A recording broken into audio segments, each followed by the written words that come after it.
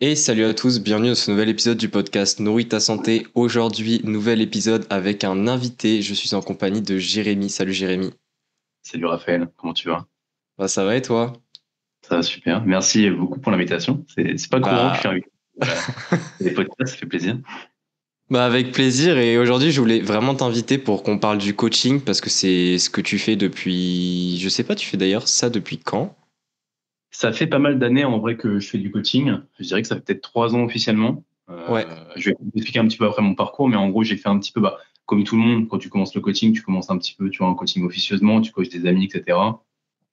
Je pense que j'ai commencé le coaching officiellement il y a 3 ans, peut-être officieusement il y a 4 ans, tu vois, ok. Ouais. comme ça. Donc, Donc ça fait un ouais, je voulais t'inviter parce que je sais que t'en fais beaucoup et je voulais avoir ton expérience parce que toi, c'est principalement autour du sport que tu fais. Tu regardes aussi la nutrition des personnes que tu suis.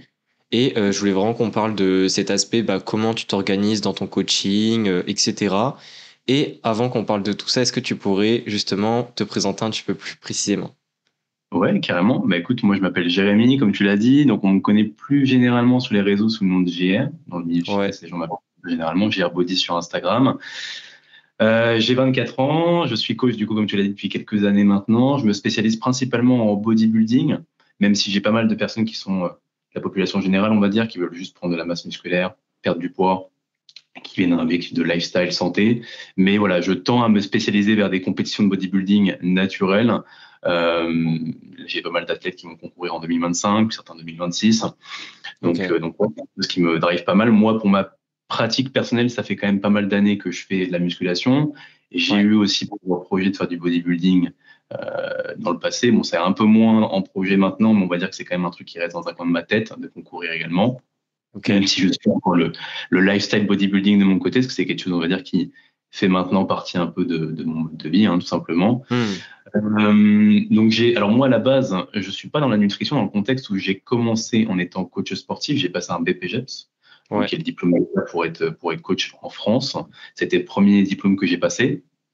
Ensuite, juste après le BPGEPS, je me suis directement lancé en coaching en ligne directement. J'accompagnais à ce moment-là des gens sur la nutrition également.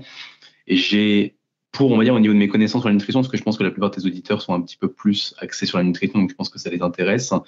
Et j'ai commencé, en fait, pas mal, on va dire, comme tous les coachs en ligne, par de l'autodidacte. Tu sais, mhm, toi-même, et tu commences un peu à tâter le terrain au niveau nutrition, tu commences à comprendre différents concepts théoriques. Tu mets en place des choses très basiques pour tes clients, des choses que je ferai sûrement pas maintenant, mais on va dire que j'ai fait à l'époque. C'est les diètes, on va dire, classiques. Et je me suis vite rendu compte que les formations, on va dire, étaient quelque chose qui était assez important au milieu du coaching et qui était, on va dire, un must-have pour la plupart des coachs. Il faut passer par l'aspect théorique en plus de ouais, l'aspect pratique. Donc, à la suite de mon BPGE, je me suis pas arrêté à là. J'ai commencé à faire des formations également. J'ai suivi les cours de Menon Selman, qui sont donc Bayesian Bodybuilding, hein, connus sur ce nom-là en France. mhm. Les cours de Meno. J'ai passé également la formation de Vassilis Iliopoulos sur la science de la perte de graisse rapide. Vassilis, que je crois tu as eu en podcast ou tu vas avoir. Ouais, je l'ai eu il y a 2 semaines, non, même pas. Ouais, ouais. Ok. Bah, Vassilis, tu vois, ça a été bon, on se connaît pas, mais moi, je le connais. C'était une des personnes, on va dire, une des figures en France qui a commencé à me faire un peu switch au niveau de ma vision de la nutrition, de Hmm. par sa formation, puis même de par son contenu de manière générale. Je l'ai connu au moment, justement, post-BPGEPS ou pendant mon BPGEPS. Et puis, ça m'a pas mal appris, justement, au niveau de la nutrition. Donc, Ok. j'ai fait des formations. Donc, quand on parlait de ça, je faisais Bayesian. J'ai suivi également pas mal d'autres cours sur l'entraînement. J'ai fait N1 Education, qui sont des cours de Kassem Hanson, qui est un Américain, je crois, sur la Ouais. biomécanique d'exécution. J'ai suivi les cours de Louis Barry, The Prep Dad, que tu as eu Mhm. aussi en podcast, pas mal d'années Ouais. maintenant, qui était mon coach, qui, on va dire, également de par son coaching, parce qu'il m'a coaché pendant un an, m'a aussi beaucoup appris. On a fait des consultations, il m'a coaché pendant un an. Donc, automatiquement, le fait de se faire coacher, le fait de vivre le process bodybuilding, c'est des choses qui permettent d'apprendre, hein, automatiquement. Ouais. Même si j'ai pas fait de compétition durant sa période de coaching, mais j'ai pas mal appris avec lui. Et j'ai suivi du coup donc voilà son mastermind qui était du coup une formation de 3 mois bien plus hein, sur l'accompagnement nutrition entraînement. J'ai suivi également, j'ai pris des notes par rapport à ça. J'ai suivi les cours de Alberto. Alors, je suis en train de suivre les cours d'Alberto Nunes sur le bodybuilding, qui sont donc Fluid MJ, Ok. sur tout l'accompagnement autour du bodybuilding, soit au niveau de la nutrition, mais également au niveau de l'entraînement. Il a fait pas Mhm. mal de la nutrition, il a fait pas mal de cours sur la prépa en elle-même, comment tu vois le pré-prep, post-prep, etc., recovery diet, sur deux choses qui permettent justement d'améliorer, on va dire, qui m'ont permis d'améliorer mes connaissances et qui me permettent actuellement d'améliorer mes connaissances au niveau de la nutrition, parce que vu que j'accompagne des gens pour les prochaines années, j'aime à penser que je mets tout en place pour justement proposer le meilleur service possible pour Ouais. accompagner ces personnes pour les compétitions à venir. Donc voilà, je mets tout en place là-dessus. Et j'ai également passé cette année une formation que tu as peut-être déjà parlé sur ton podcast, qui s'appelle la formation MNU, Mac Nutrition, qui est dispensée par Martine McDonald, qui est une des figures d'autorité. Je sais pas si je sais pas s'il se qualifie d'expert, mais en tout cas, c'est une des figures, pardon, d'autorité dans le milieu de la nutrition anglophone, sûrement mondiale, je dirais, Mhm. evidence-based, on va dire. Donc, pareil, c'est une des formations enfin, c'est même la formation, je pense, qui m'a le plus apporté d'un point de vue nutrition. J'ai passé les examens il y a quelques semaines, donc je pourrais pas dire que je suis encore certifié, mais en tout cas, je l'ai passé. Ouais. Donc ouais, ça m'a beaucoup apporté. D'ailleurs, des concepts qui peuvent être intéressants qu'on abordera plus tard dans le podcast. Donc ouais, voilà pour globalement mon parcours en termes en tout cas éducatif et plutôt professionnel. Ok, ouais, mais un parcours bien rempli en tout cas. Là, on va dire que tu t'ennuies pas. Enfin, je sais que tu t'ennuies pas en tout cas. Et, et justement, Je pense bah, vu que. Comment? J'allais dire, je pense que le côté éducatif, c'est assez important de le maintenir tout au long de Ouais, son ouais, quotidien. ouais, ouais, Bon, c'est en clair. fait, le vice qu'on peut avoir quand on est coach et quand on commence justement à se faire alpaguer, ou du moins qu'on commence, alors, entre guillemets, mais qu'on commence à avoir pas mal de clients qui rentrent, c'est justement plus laisser ce bloc justement éducatif, tu vois, et de se dire, vas-y, ça, on le zappe, c'est un peu le truc très simple, on pense tout savoir, tu vois. En réalité, je pense Mhm. pas. Et je pense même que même si on a appris pas mal de choses via pas mal de connaissances théoriques, via pas mal de formations, je pense que de revoir des choses, c'est super important. Et moi-même, là, tu vois, actuellement, j'ai été un peu moins sur le côté, par exemple, biomécanique. De par le fait que je passais ma nutrition, j'ai un peu délaissé le côté entraînement au niveau éducatif. Ouais. Et du coup, il y a pas mal de choses où je me suis dit, putain, merde, mais je m'en souviens plus, tu vois. Ou, ah putain, c'est quoi déjà ça? Enfin, tu vois, en fait, tu te fais pas mal de réflexions comme ça. Et je suis persuadé que dans quelques temps, je vais me faire les mêmes réflexions au niveau de la nutrition, et je vais du coup me replonger dans des choses sur la nutrition, parce que du coup, j'aurais peut-être été plus axé sur l'entraînement durant une période, tu vois. Donc, c'est important, je pense, de garder ça en tête. Non, mais je suis d'accord, parce qu'après, même moi, tu vois, moi, généralement, en tout cas, le travail, je fonctionne surtout par un peu par saison, tu vois, c'est-à-dire qu'il y a des périodes où je me focus plus sur quelque chose, un domaine, etc. Et je sais que ça m'est déjà arrivé, tu vois, pendant 2, 3 mois, des fois, de un peu moins lire d'études, de me documenter, d'apprendre, etc. Et en fait, je sais pas pourquoi, mais moi, je me sens un peu, enfin, à moitié vide, entre guillemets, quand tu vois, ça fait 2, 3 mois que j'ai pas trop appris. Parce qu'en fait, ça donne vraiment, même si à côté tout se passe bien, ça donne vraiment un côté comme si tu stagnais en quelque sorte, ou que je sais pas si tu vois ce que je veux dire. Bah, puis même au-delà d'apprendre de nouvelles choses, juste comme j'ai dit, se remettre dans des choses que tu connais Ouais. pour ne pas oublier, parce que bah, ton cerveau n'est pas illimité en soi, je pense. Donc juste se remettre dans un contexte où tu réapprends des choses que tu as forcément appris, des concepts, etc., et que tu comprends peut-être des choses mieux d'ailleurs en relisant, en faisant d'autres formations. Je pense que ouais, c'est important. Non, mais clairement, clairement, clairement. Et justement, tout cet aspect nutrition-là par rapport à ton coaching, la première question que je voulais te poser, c'est donc là on va plutôt parler dans cette première partie-là du début d'un suivi au final. Et la question c'était quels sont les principaux critères que tu prends en compte lorsque tu vas élaborer donc un plan nutritionnel. Alors je sais pas comment tu fonctionnes, tu pourras en parler, mais un plan nutritionnel pour par exemple un nouveau coaché, comment est-ce que tu procèdes? Comment je procède? Alors déjà, je demande si la personne veut suivre un plan. Ça a été une des choses que Mac Nutrition m'a appris et que j'avais pas forcément en tête sur les dernières années, ou les premières années où j'ai coaché, c'est que tout le monde n'est pas obligé de suivre un plan.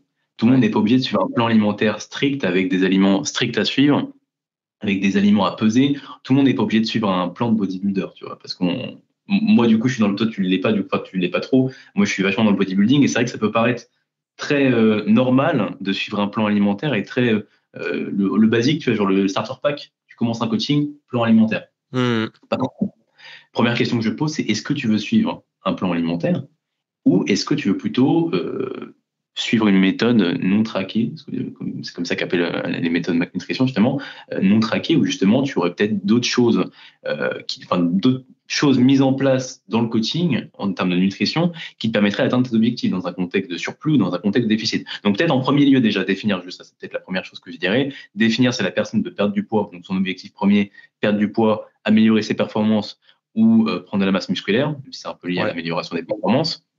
Et dans ce contexte, définir, toi, quel va être ce que tu vas cibler en termes de calories, surplus ou déficit maintenance.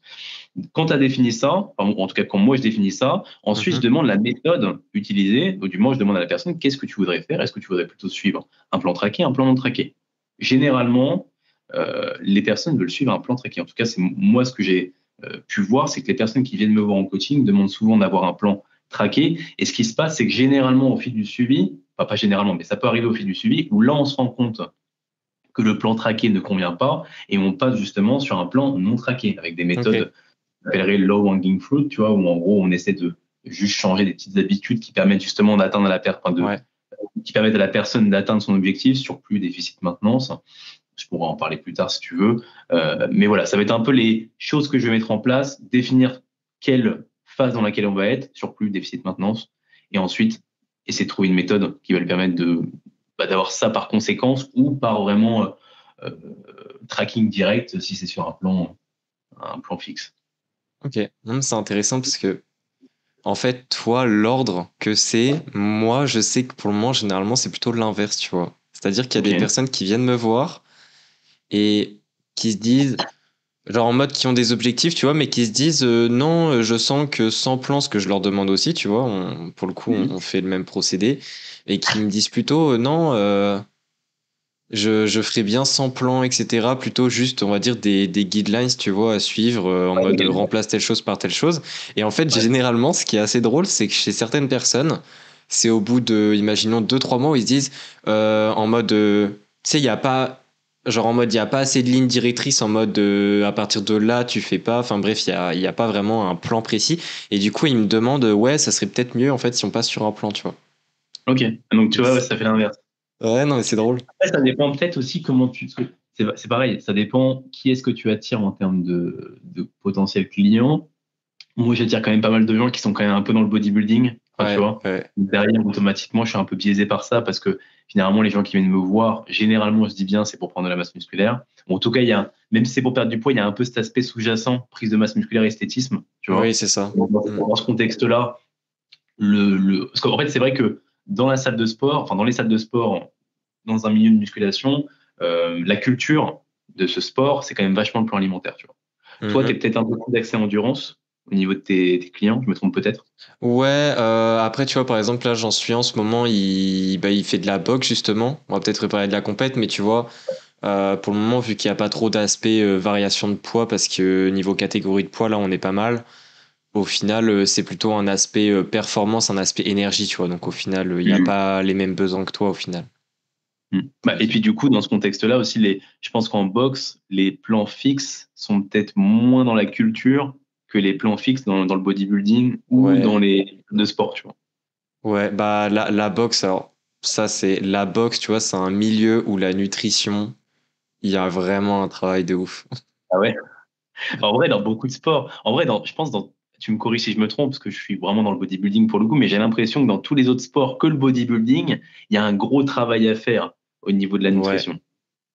Et tu vois, dans le bodybuilding, je pense que le travail à faire, il est un peu le travail opposé, parce que je pense que les gens dans les sports, les autres sports que le bodybuilding, endurance, performance, comme tu le disais, sont peut-être pas assez renseignés, et du coup vont être peut-être pas assez matrixés, ou du moins pas assez fixes sur leurs choses, ou pas, n'ont pas assez de connaissances pour avoir des bonnes choses. Tandis que le bodybuilding, c'est l'inverse. Et du coup, moi, je dirais que l'intervention à mettre en place pour des gens dans le bodybuilding, c'est peut-être qu'ils se prennent moins la tête. Tandis que l'intervention à mettre en place dans les gens, des personnes dans d'autres sports, c'était qu'ils se prennent plus la tête. Ouais, c'est ça. C'est mon regard actuellement, tu vois. C'est ça. Mais je pense qu'il y a une contrainte en plus pour la boxe. Bon, après, ça, c'est parce que j'en ai fait et du coup, je m'en suis rendu compte aussi. C'est. En fait, tu vois, dans les sports, souvent, les personnes sont pas au courant. En mode, si par exemple, on prend un footballeur, un basketteur, On leur dit oui, ta nutrition, il y a du travail, etc. En fait, tu vois, ils sont vraiment dans l'ignorance, tu vois, en mode ils se disent ah, ça peut aider, machin, enfin, ils découvrent. En fait, dans la boxe, la différence, c'est qu'à la fois ils sont dans l'ignorance, mais si tu leur parles de ça, parce que c'est un sport vraiment où il y a un aspect égo, un aspect faut paraître dur, etc. Et en fait, ils vont te dire mais non, j'ai pas besoin de ça, c'est pour les faibles et tout, tu vois. Il y en a, ils pensent vraiment comme ça. Et du coup, faut leur retourner le cerveau à leur dire ça sert à rien de penser comme ça, donc il y a un truc en plus dans les sports de Ok. combat, dans certains. C'est intéressant d'avoir de voir l'aspect coaching et nutritif, la nutrition autour du coaching plutôt, pas comme justement simplement, parce qu'il y a beaucoup de coachs qui vont, à mon sens, faire cette erreur-là, qui vont coacher des gens et planifier de la nutrition comme si on programmait des robots, tu vois. Ouais, Alors en fait, ouais, derrière, il y a tellement de paramètres à prendre en jeu, tu vois. Comprendre la culture du sport que tu as, enfin, ou avec la personne qui fait ce sport-là, comprendre pourquoi la personne a ces différentes croyances, et ouais. du coup, essayer de broder un peu autour pour faire en sorte que la personne atteigne son objectif avec ton intervention, quoi. C'est ça, c'est ça. Et pour rebondir justement, ce que je voulais aussi discuter, parce que ça, je pense que tu y fais forcément face, mais quand une personne, tu vas la suivre, etc., que tu as déterminé, comme on en a parlé, s'il y a un plan traqué ou non traqué, forcément, je me doute bien qu'il y a des contraintes alimentaires en plus. Quand je parle de contraintes, c'est soit, je sais pas, une intolérance, une allergie, ou même, tu vois, un mode d'alimentation particulier, comme par exemple être végétarien ou voire végétalien. Comment est-ce que tu abordes ces contraintes-là avec la personne? Est-ce que tu aurais des exemples aussi à donner, par exemple, pour illustrer ça? En vrai, déjà, au niveau des végétariens, j'en ai quand même très très peu qui Ok, viennent me voir. Je pense que ça vient principalement par le fait que je ne communique pas autour de ça et que les personnes qui viennent me voir, on va dire, qui sont végétariens, je crois que j'ai peut-être dû en avoir un ou deux. ouais, Euh, c'est juste par conséquence, enfin, c'est pas par conséquence, mais on va dire que ils venaient pas me voir pour que je les aide là-dessus très spécifiquement, ils ouais. venaient me voir pour le perte de poids et du coup, bah, il se trouvait qu'ils étaient végétariens, tu vois. Je pense Hmm. qu'il y a d'autres personnes, il y a d'autres coachs qui communiquent beaucoup autour de ça et qui, du coup, ça va être un peu leur cible, ces personnes-là, parce qu'ils sont spécialisés là-dedans et derrière, ils vont peut-être même mieux les accompagner que moi sur ce sujet-là. Après, au niveau des végétariens, bah, du coup, trouver juste des choix alimentaires qui permettent d'avoir un apport en protéines adéquat. C'est un peu le problème des végétariens, c'est que généralement l'apport en protéines peut être des fois un petit peu compliqué à Ouais. atteindre, mais donc peut-être également se supplémenter en leucine, on voit que ça peut être intéressant sur les végétariens, Hmm. euh, pourquoi pas, mais en tout cas, ouais, trouver des alternatives en termes de protéines qui permettent justement de faire une bonne combinaison en termes d'acides aminés, parce que c'est aussi ce qui peut manquer du coup chez les végétariens, par exemple, combiner les protéines de riz et de pois, il y a de la whey qui existe spécialement pour ça, tu vois, donc Ouais. ça peut être intéressant. Et définir aussi avec la personne, parce que euh, généralement, peut-être tous les végétariens n'ont pas les mêmes croyances, pas les mêmes, pas les, non, c'est pas le mot que je voulais, mais n'ont pas les mêmes patterns, on va dire, en tête. Tu vois, genre, il y en a qui vont manger du poisson, d'autres qui vont Mhm. manger des œufs. J'ai plus en tête précisément, mais il y en a qui sont végétaliens, d'autres végétariens, Ouais, ouais, et ouais. Il y même, a ovo, lacto, végétarien, plein de ouais, tu choses. vois, peut-être même au-delà des termes, je pense qu'il y a des gens aussi qui, individuellement, vont être OK pour manger telle ou telle source de protéines et Ouais. d'autres non, tu vois. Donc, typiquement aussi, simplement être à l'écoute de la personne, hein, voir avec elle ce qu'elle veut manger d'un point de vue, ouais, ce qu'elle veut manger, j'allais dire d'un point de vue croyance, mais c'est pas le bon terme. Mais en tout cas, voilà, ce qu'elle veut consommer en termes de sources de protéines, et après, essayer d'ajuster le plan autour de tout ça. Et d'un point de vue, ce que tu me dis, c'était aussi ta question sur les allergies intolérances, bah, juste, Ouais. en vrai, moi, j'ai jamais été confronté à ça Ok. dans le contexte aussi une personne, enfin, si, j'ai déjà été confronté à ça, mais j'ai jamais été confronté à une difficulté d'accompagnement autour de ça, dans le Ouais. contexte où, bah, si la personne, je sais pas, elle est intolérante au lactose, bah, genre, on met pas de lactose, tu vois. Enfin, tu vois, je trouvais juste d'alternatives. Enfin, tu vois, on mettait pas de fromage, ou même on trouvait des fromages, les fromages à pâte d'huile, il y a très peu de lactose, ou ce genre de choses. Mhm. Ça peut être des choix. Je prends cette intolérance-là, parce que c'est une intolérance qui est un peu courante. Ouais. Mais les personnes, alors j'ai jamais eu de personne cœliaque, mais bah, typiquement, voilà, ne pas mettre de gluten pour ces personnes-là, tu vois. Euh, mais en vrai, de nos jours, il y a quand même énormément de choix qui s'offrent à nous, notamment en France. D'ailleurs, c'est intéressant ça, parce que moi, là, actuellement, je vis en Roumanie. Et mec, j'ai pas vu un seul aliment sans gluten. Parce que moi, Ah du coup, je ouais. suis un peu. Ouais, je suis pas cœliaque, mais genre, le blé, tout ça, je suis pas. Mes intestins kiffent pas trop. Et Ok. genre, les pâtes sans gluten, par exemple, c'est un truc qui m'allait très bien. C'est des pâtes au maïs. Mais que j'en trouve pas ici. C'est une dinguerie. Et il y a plein d'autres aliments d'ailleurs ici. D'ailleurs, c'est intéressant parce que, bah, tu vois, par exemple, le bœuf, je fais une parenthèse, hein, mais Ah, le bœuf vas-y, vas-y. 5%, il y a pas un seul bœuf 5% en Roumanie. Quoi aussi? Pas un seul. Et en Suède, c'est pareil. Oui. Non, mais attends, mais parce que moi, quand je veux acheter de la viande rouge, le Ouais. pourcentage en masse grasse le plus faible que je trouve, c'est 12%. Je trouve pas Ah bah moins. ouais, bah là c'est 10%, tu vois. Et encore, je crois que j'en ai très peu retrouvé, c'était toujours des. Et moi, le pire, c'est qu'il y a très peu de bœuf. Moi, ils font des mélanges bizarres parce qu'ils kiffent le porc en Roumanie. Ils font des mélanges bœuf-porc, mais genre, ça a l'air dégueu. Je sais pas pourquoi ils font ça. C'est horrible. Ah non, mais c'est vrai que cette parenthèse-là, elle me parle parce que, bon, déjà, moi, forcément, il y a des aliments français que je trouve beaucoup moins. Genre, le rayon beurre, il a pas du tout la même dégaine qu'en France, tu vois. Mais même en dehors de ça, dis-toi que, tu vois, les petites barquettes de jambon en tranches, là, les tranches de jambon, ça n'existe pas. Ouais, je sais. Il y a pas de. Nous, c'est que du jambon de porc aussi. Nous, il n'y a pas de jambon blanc de poulet ou ce genre de choses. Ouais, non, mais c'est extrêmement perturbant. Enfin, il y a plein. Par contre, eux, tu vois, leur yaourt, c'est des grosses briques. Ok. C'est des briques d'1 litre. Genre, ça n'existe pas, les poids yaourt chez eux. Ah ouais, d'accord. Ouais. Et par contre, tu vois, les gros yaourts de 200 grammes protéinés, chez eux, c'est monnaie courante. Genre, vraiment, t'en trouves partout. C'est un délire. Mais j'ai l'impression qu'il y a pas mal de pays où les protéines sont plus mis en avant qu'en France. Tu Ouais. vois, genre les yaourts, enfin, tu vois, c'est beaucoup plus simple d'avoir son apport en prot dans pas mal de pays, tandis qu'en France, c'est un petit peu plus compliqué. Là, dans les magasins, je vois il y a des pots de whey, tu vois. Ouais, Ouais. moi aussi. Moi aussi, vraiment, en grande surface, il y a de la prod, genre. Mm. Mais c'est Non, bien mais. parce qu'en soi, on voit que par exemple, c'est bête, mais même pour les personnes qui sont sédentaires, notamment les personnes qui sont âgées, qui peuvent du coup être atteintes de sarcopénie, on voit que c'est un intérêt, tu vois, de se supplémenter en prot. Pas Ouais. de manger des grosses, parce qu'en fait, ils ont du mal en gros à atteindre leur MPS, enfin du moins, c'est quoi le terme déjà? C'est ma C'est seule plus le protéine synthétis. Ouais, non, mais c'est pas ça que je voulais dire. Mais ils sont anabolic resistance, tu vois, ils sont Ah, ok, résistants à ok. Ouais, c'est l'organisme. ça. Ouais. Et ouais, c'est ça. Et du coup, bah, d'avoir des grosses quantités de protéines par repas, ça peut être intéressant. Donc, typiquement, supplémenter en France, ça peut être cool, tu vois. Et Mhm. du coup, même pour des personnes voilà, qui ont 60, 70 ans, qui font pas de sport, tu vois. Et le fait que de rendre ça disponible et ne pas le réserver que simplement aux bodybuilders ou aux personnes qui vont dans des magasins spécialisés, bah, je trouve ça super cool, tu vois. C'est Non, même mais ultra clairement. important d'un point de vue santé général, de manière générale, tu vois, dans le pays. Même si, pour le coup, la Roumanie, il y a ça, mais en particulier, mais à côté, tu as toutes les viandes transformées possibles, de porc, de bœuf, enfin, même, du coup, très peu de bœuf, mais la viande transformée, mec, c'est une dinguerie en Roumanie, comment il y en a. Ah Ça me ouais. choque. Vraiment. Ouais, ça me choque de fou. Non, non, il y a beaucoup plus j'ai l'impression qu'il y a beaucoup plus de viande transformée que de viande non transformée. Bon, après, je suis peut-être biaisé, c'est peut-être que c'est juste ça me choque plus, et du coup, bah, je le Oui, regarde oui, plus. Mais en fait, peut-être, oui. j'ai l'impression d'avoir plus qu'en France, tu vois, dans les Ok. rayons. Donc, Ouais, c'est possible. ouais. Donc bon, ça se vaut. Il y a Non, mais des c'est vrai qu'il y a des qualités des fois et différences d'autres comme pays. ça.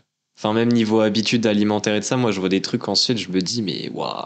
Moi, le truc pour le moment qui me choque le plus, c'est la consommation de boissons énergisantes, Qui est, qui est importante. qui est extrêmement importante. Mais genre, extrêmement importante. Genre, je sais pas le nombre de personnes que je vois avec une boisson énergisante par jour, mais c'est un délire.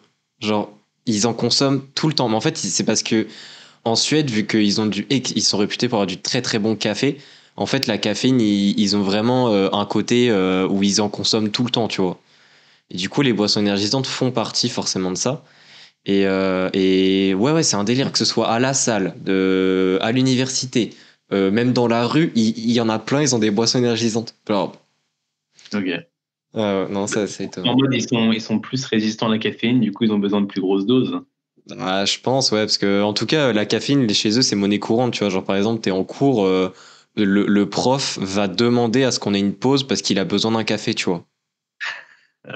Enfin, en gros, c'est ça. Il a besoin d'un café, quoi. Ah, bah, j'ai l'impression- enfin, ils disent pas qu'ils ont besoin, mais ça se voit qu'ils ont besoin. Genre, ils sont en mode, oh, est-ce qu'on pourrait faire une pause? Et après, le gars, il revient avec son énorme café, tu vois. Enfin, tu vois que il y a le truc ancré, enfin. Et Du est-ce que tu coup. vois est-ce que tu sais, je sais pas si tu l'as étudié, mais est-ce que tu sais s'il y a des conséquences, du coup, niveau santé, d'une surconsommation de caféine en Suède particulièrement? Est-ce que c'est un truc, un problème courant là dans le pays? Bah, en Suède, je l'ai pas encore étudié pour voir si dans ce pays-là ça a des conséquences ou quoi, mais je sais que quand tu consommes énormément de caféine, déjà le problème c'est qu'après ton corps s'habitue trop et t'as plus les bénéfices d'un point de vue éveil et autres, tu vois. Et c'est surtout que si t'arrêtes d'en consommer, en fait, t'as l'impression d'être complètement explosé parce que bah, t'as l'effet de contraste. Après, au niveau des... Bah, en fait, je l'ai pas étudié en détail l'aspect trop consommé de caféine, mais il me semble qu'il y a des hypothèses, mais je crois pas que ce soit encore sûr, sur le fait que consommer trop de caféine d'un point de vue nerveux, c'est pas fou fou fou. Parce que en fait, ça excite tellement ton cerveau de manière quotidienne au final que ça peut avoir des répercussions à long terme. Mais je suis pas sûr, je crois que c'est pas encore validé. Ok. C'est assez récent comme genre Et ce serait d'étude. sur une surconsommation plutôt qu'une consommation quotidienne. Ouais, c'est ça, c'est ça. Ouais. Ouais, c'est ça. On va revenir maintenant au sujet. Ouais. En vrai, je pense que c'est bien de parler de ce genre de sujet, c'est intéressant. Ah, Parce mais qu'en ouais, il y a très peu de personnes qui sont vraiment expatriées en réalité, et, ou ouais. qui vivent dans notre pays. Et le fait d'expliquer un peu comment se passe la nutrition ailleurs, c'est cool, tu vois. En plus, nous deux, on est expatriés, tu vois, donc c'est drôle. Oui, et puis voilà, des pays qui sont pas forcément les mêmes. Donc, Ouais, c'est ça. Ouais, je pense. Parce que toi, c'est plutôt considéré comme un pays de l'Est et moi plutôt un pays du Nord, tu vois. Donc je pense que ça a pas du tout le même style de vie. ouais, je pense. Ouais, ouais, Ouais, je sais clairement. pas. Je sais pas. Moi, c'est un énorme pays avec pas beaucoup d'habitants pour la taille du pays, en tout cas. Ouais. Moi, je ne saurais Euh, pas te dire si c'est enfin, c'est un grand pays, la Roumanie, je pense. En vrai, je suis nul en géographie, donc je ne saurais même pas dire si c'est considéré, tu sais, à l'échelle comme un grand pays. Est-ce que tu sais la taille que ça fait par rapport à la France? Je sais même pas, mec, putain, la honte. Je sais pas. Je sais pas dire. Je Ça, connais j'avoue. pas du tout les pays de l'Est, je sais pas du tout si la Roumanie, tu vois, par exemple, il y a beaucoup d'habitants ou pas, j'ai pas du tout de notion pour ce pays-là. La France est 3 fois plus peuplée que la Roumanie, et Ah, donc la vous France est êtes de. Donc, 20 ouais, millions, un truc comme ça. ça doit être un truc comme ça, ouais. Ah En ouais, tout cas, donc, niveau superficie, là, bah, après, moi, je suis à la capitale, donc je suis peut-être un peu biaisé. Il y a quand même pas mal de nature en Roumanie, donc il y a potentiellement beaucoup d'endroits où c'est peut-être peu peuplé, tu vois. hmm, C'est d'ailleurs connu pour aussi être un endroit où il y a quand même beaucoup, beaucoup de nature, il y a des montagnes et tout, tu vois. ouais, ok. Euh, donc, ouais. Mais après, bon, après, là, on s'éloigne un peu, mais c'est un pays qui est pas non plus, dans les grandes villes, qui est pas super beau. Tu vois, genre, les bâtiments sont pas super beaux. Je sais pas Ok. comment c'est la Suède, Ah, mais, ça a vraiment son style, hein, la Suède, hein. ok. Ah, c'est en vrai, c'est beau. Après, moi, je suis pas dans la capitale, mais la capitale, je vais y aller semaine prochaine, là. Mhm. Mais pareil, enfin, en fait, c'est extrêmement grand comme pays. Genre, ça fait au moins deux trois fois la France en taille. Ah oui, ok. Et sauf que niveau habitant, on est à 10 millions, quoi. Donc, en gros, si tu veux, il y a des zones où c'est vraiment désert, c'est nature 100%, genre. Ok, Donc, ça, c'est différent.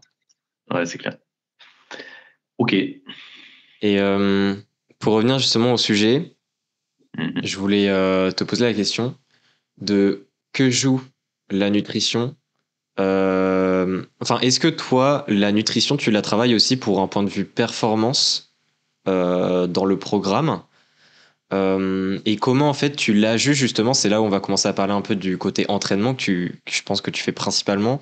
Comment en fait tu l'ajustes par rapport à l'entraînement, notamment pour l'aspect performance?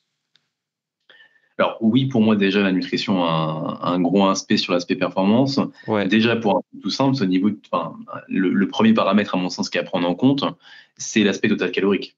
Si Mhm. tu es en déficit calorique de façon très importante, tu vas avoir un problème d'un point de vue performance potentiellement. Si tu as peu d'énergie pour faire le sport que tu réalises, ça peut être compliqué. Tu vois. Donc déjà, potentiellement, pour avoir assez d'énergie, être sur un total calorique qui répond à tes besoins par rapport à ta dépense, Ouais. c'est à mon sens le premier paramètre à prendre en compte. Tu me demandais les paramètres, enfin, c'était quoi ta question à l'initiale? Bah, Excuse-moi. globalement, c'était en fait comment tu ajustes la nutrition par rapport à l'entraînement, si il y Ouais. a vraiment cet aspect performance. Enfin, Bah, tu peux oui, parler des paramètres en soi, hein. ouais, ouais. Bah, du coup, c'est là juste par rapport aux paramètres, justement, donc le total calorique Ouais, à ouais, l'initiale. Mais encore une fois, vu que les gens, moi, dans mon contexte, ils viennent me voir pour soit une perte de poids, je caricature, mais c'est soit une perte de poids, soit l'aspect prise de muscle. Bah, ouais, si les personnes viennent me voir pour une perte de poids, je les mets en déficit calorique, du moins c'est l'objectif. Et dans ce contexte-là, les performances, dépendant du niveau de l'individu, peuvent se retrouver amoindries, mais dépendant du niveau de l'individu. Il y a des gens, lorsqu'ils débutent un sport, bon là je prends l'exemple de la musculation, bah, ils vont pas avoir de difficulté à performer, tout simplement, même en étant en déficit, tout simplement parce que déjà, ça dépend aussi de leur niveau de masse grasse. S'ils sont en situation d'obésité, en situation de surpoids, le fait d'être en déficit, ils vont simplement déjà peut-être des fois pour certains manger juste mieux, du coup être peut-être moins ballonnés, avoir des micronutriments plus Ouais. adaptés, avoir simplement des sources de macronutriments également plus adaptées. Le timing aussi des macronutriments peut aussi jouer un petit peu quant au Mhm. bien-être général et du coup ça peut se transcrire sur des meilleures performances, tu vois, même Ouais. s'ils sont plus grands en termes de calories, donc ça c'est aussi à prendre en considération. Mais dans ce contexte-là aussi, juste le fait de sécher, de perdre du poids, c'est quelque chose qui peut entraîner derrière une baisse de performance si la personne, du coup, n'est pas forcément en situation d'obésité ou de surpoids, ou même si elle l'est d'ailleurs, hein, je pense, Ouais. sur le long terme. Enfin, c'est même pas, je pense, c'est sûr. Donc, dans ce contexte-là, il faut aussi que la personne soit consciente de ça. Et moi, c'est aussi mon travail à ce moment-là de lui faire prendre conscience de ça. Si j'observe, après, ça va être aussi t'as des questions, je sais, je connais ta trame, mais du coup, si tu as des questions par rapport à ça, sur en gros comment j'adapte, après, à quels ajustements je peux faire, bah, si je vois que la personne, j'en parle maintenant, si je vois que la personne, du coup, elle se sent trop fatiguée ou qu'il y a des choses, des constats que je peux observer qui me font dire que là, potentiellement, il y a peut-être des adaptations d'un point de vue du métabolisme euh, ou même juste des constats de fatigue ou ce genre de choses ou Mhm. ouais, ce genre de choses. Faire un diet break, ça peut aussi être intéressant. Donc, Ouais. faire en maintenance la personne, ça peut être intéressant pendant 1, 2 semaines, des fois même plus longtemps. Il n'y a pas de règle prédéfinie, hein, même si généralement c'est 1, 2 semaines.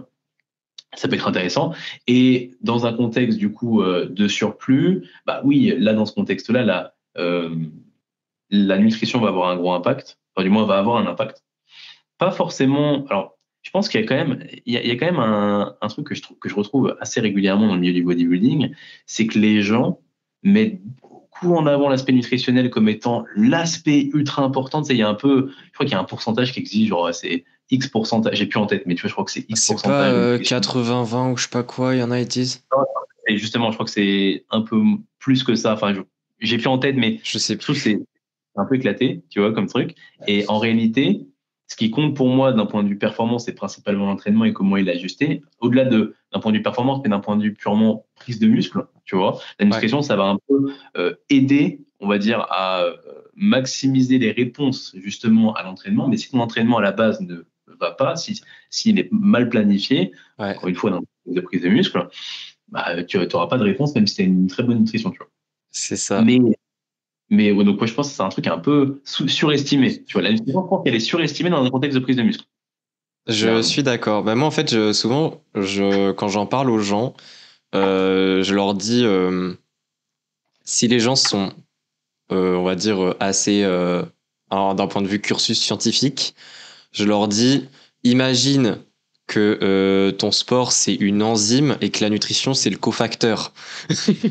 Et genre, imagine que la nutrition va booster l'enzyme pour qu'elle fasse bien le travail, mais que si l'enzyme n'est pas là, le cofacteur ne sert à rien pour ton objectif, tu vois. C'est un peu ce que j'essaye de leur dire, parce que c'est vrai qu'il y a des personnes, en fait, ils mettent tellement de focus sur la nutrition qui, on va dire, ils ont moins d'énergie disponible mentalement pour faire bien correctement l'entraînement, tu vois.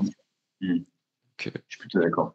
Ou du moins, en vrai, généralement, ce qui peut se produire aussi, je mets une réflexion en même temps autour, parce que je n'y ai pas Ouais, forcément pensé, mais ce qui peut se produire aussi, c'est que les personnes, généralement, qui mettent une grosse énergie justement à la nutrition, des fois, l'entraînement, ça va jouer aussi, ça va être positif dans le sens où, de toute façon, ils vont avoir le mode de vie dans mon contexte bodybuilding. Mhm. Du coup, ils vont aller bien, ils vont bien dormir, ils vont bien s'entraîner, ils vont avoir une bonne nutrition. Et en fait, ils vont penser que c'est la bonne nutrition qui aura joué sur leur progression. En réalité, c'est juste parce que le contexte du bodybuilding va faire que ils vont juste avoir un bon plan alimentaire, tu vois. Et Ouais, derrière, ils vont s'entraîner dur parce qu'en fait, c'est aussi dans les paramètres du bodybuilding. Et ils vont bien dormir parce que c'est aussi dans ce qu'il faut pour le ouais, ouais. bodybuilding.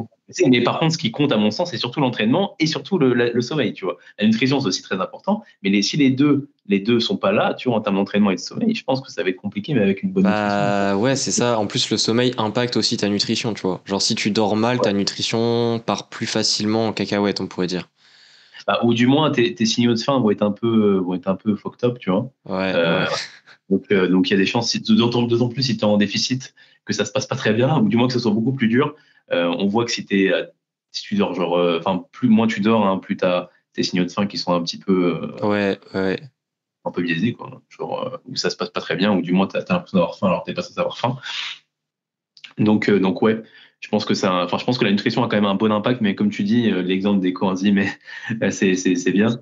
Mais ouais, je pense que c'est important. Et par rapport à, du coup, également d'autres paramètres que je pourrais prendre en compte, c'est aussi les macronutriments. Mhm. Euh, Moi, ce qui va le plus compter, même dans quasiment tous les cas, en réalité, c'est les protéines. Ouais. Avoir un apport en protéines important pour maximiser justement la MPS, la muscle protein synthesis, qui va du coup être très important d'un point de vue prise de muscle. Et je dirais que même au-delà de l'apport calorique, si l'apport en protéines est important, ou du moins dans les normes, de 1,8, disons, c'est un peu le chiffre qui ressort souvent, Ouais.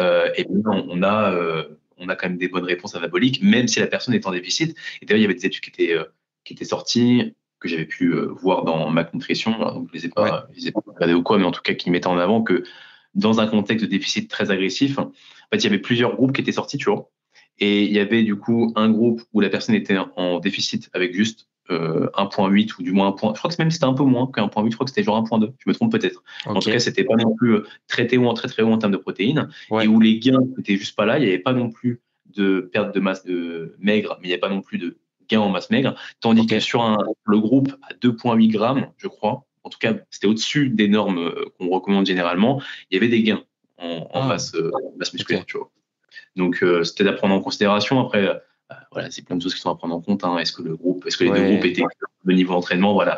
En tout cas, c'était peut-être se dire potentiellement d'avoir peut-être un petit peu plus de protéines, ne serait-ce que par précaution. Et quand on est en déficit, et également, ça peut être intéressant juste pour la simple et bonne raison que, vu qu'on sait que les protéines sont un peu plus rassasiants que les autres macronutriments, bah, peut-être en placer un peu plus, ça peut être aussi intéressant dans un contexte de déficit. Hein. Après, aller jusqu'à 2,8 grammes, ça peut être compliqué hein, quand on est Ouais, ouais, ouais. Il faut avoir par le défaut. budget aussi, hein.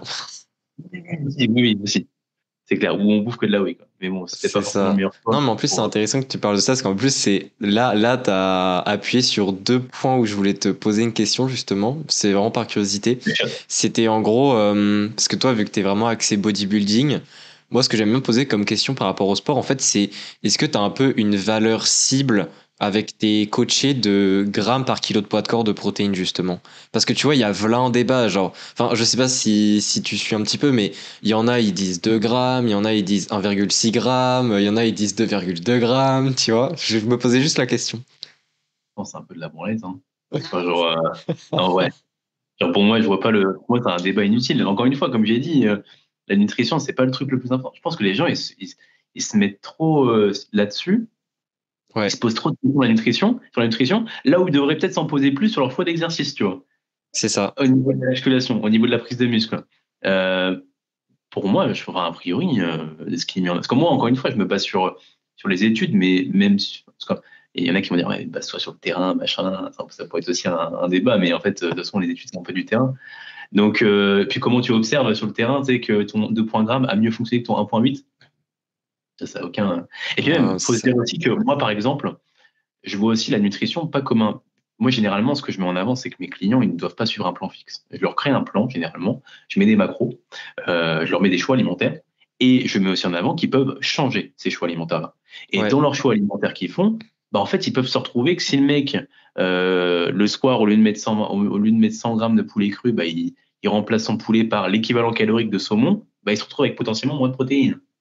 Donc peut-être moi, au niveau de mon mes totales caloriques de base, enfin du moins mon plan alimentaire de base, ce que je peux faire généralement, c'est que je mets un petit peu plus haut en termes de protéines.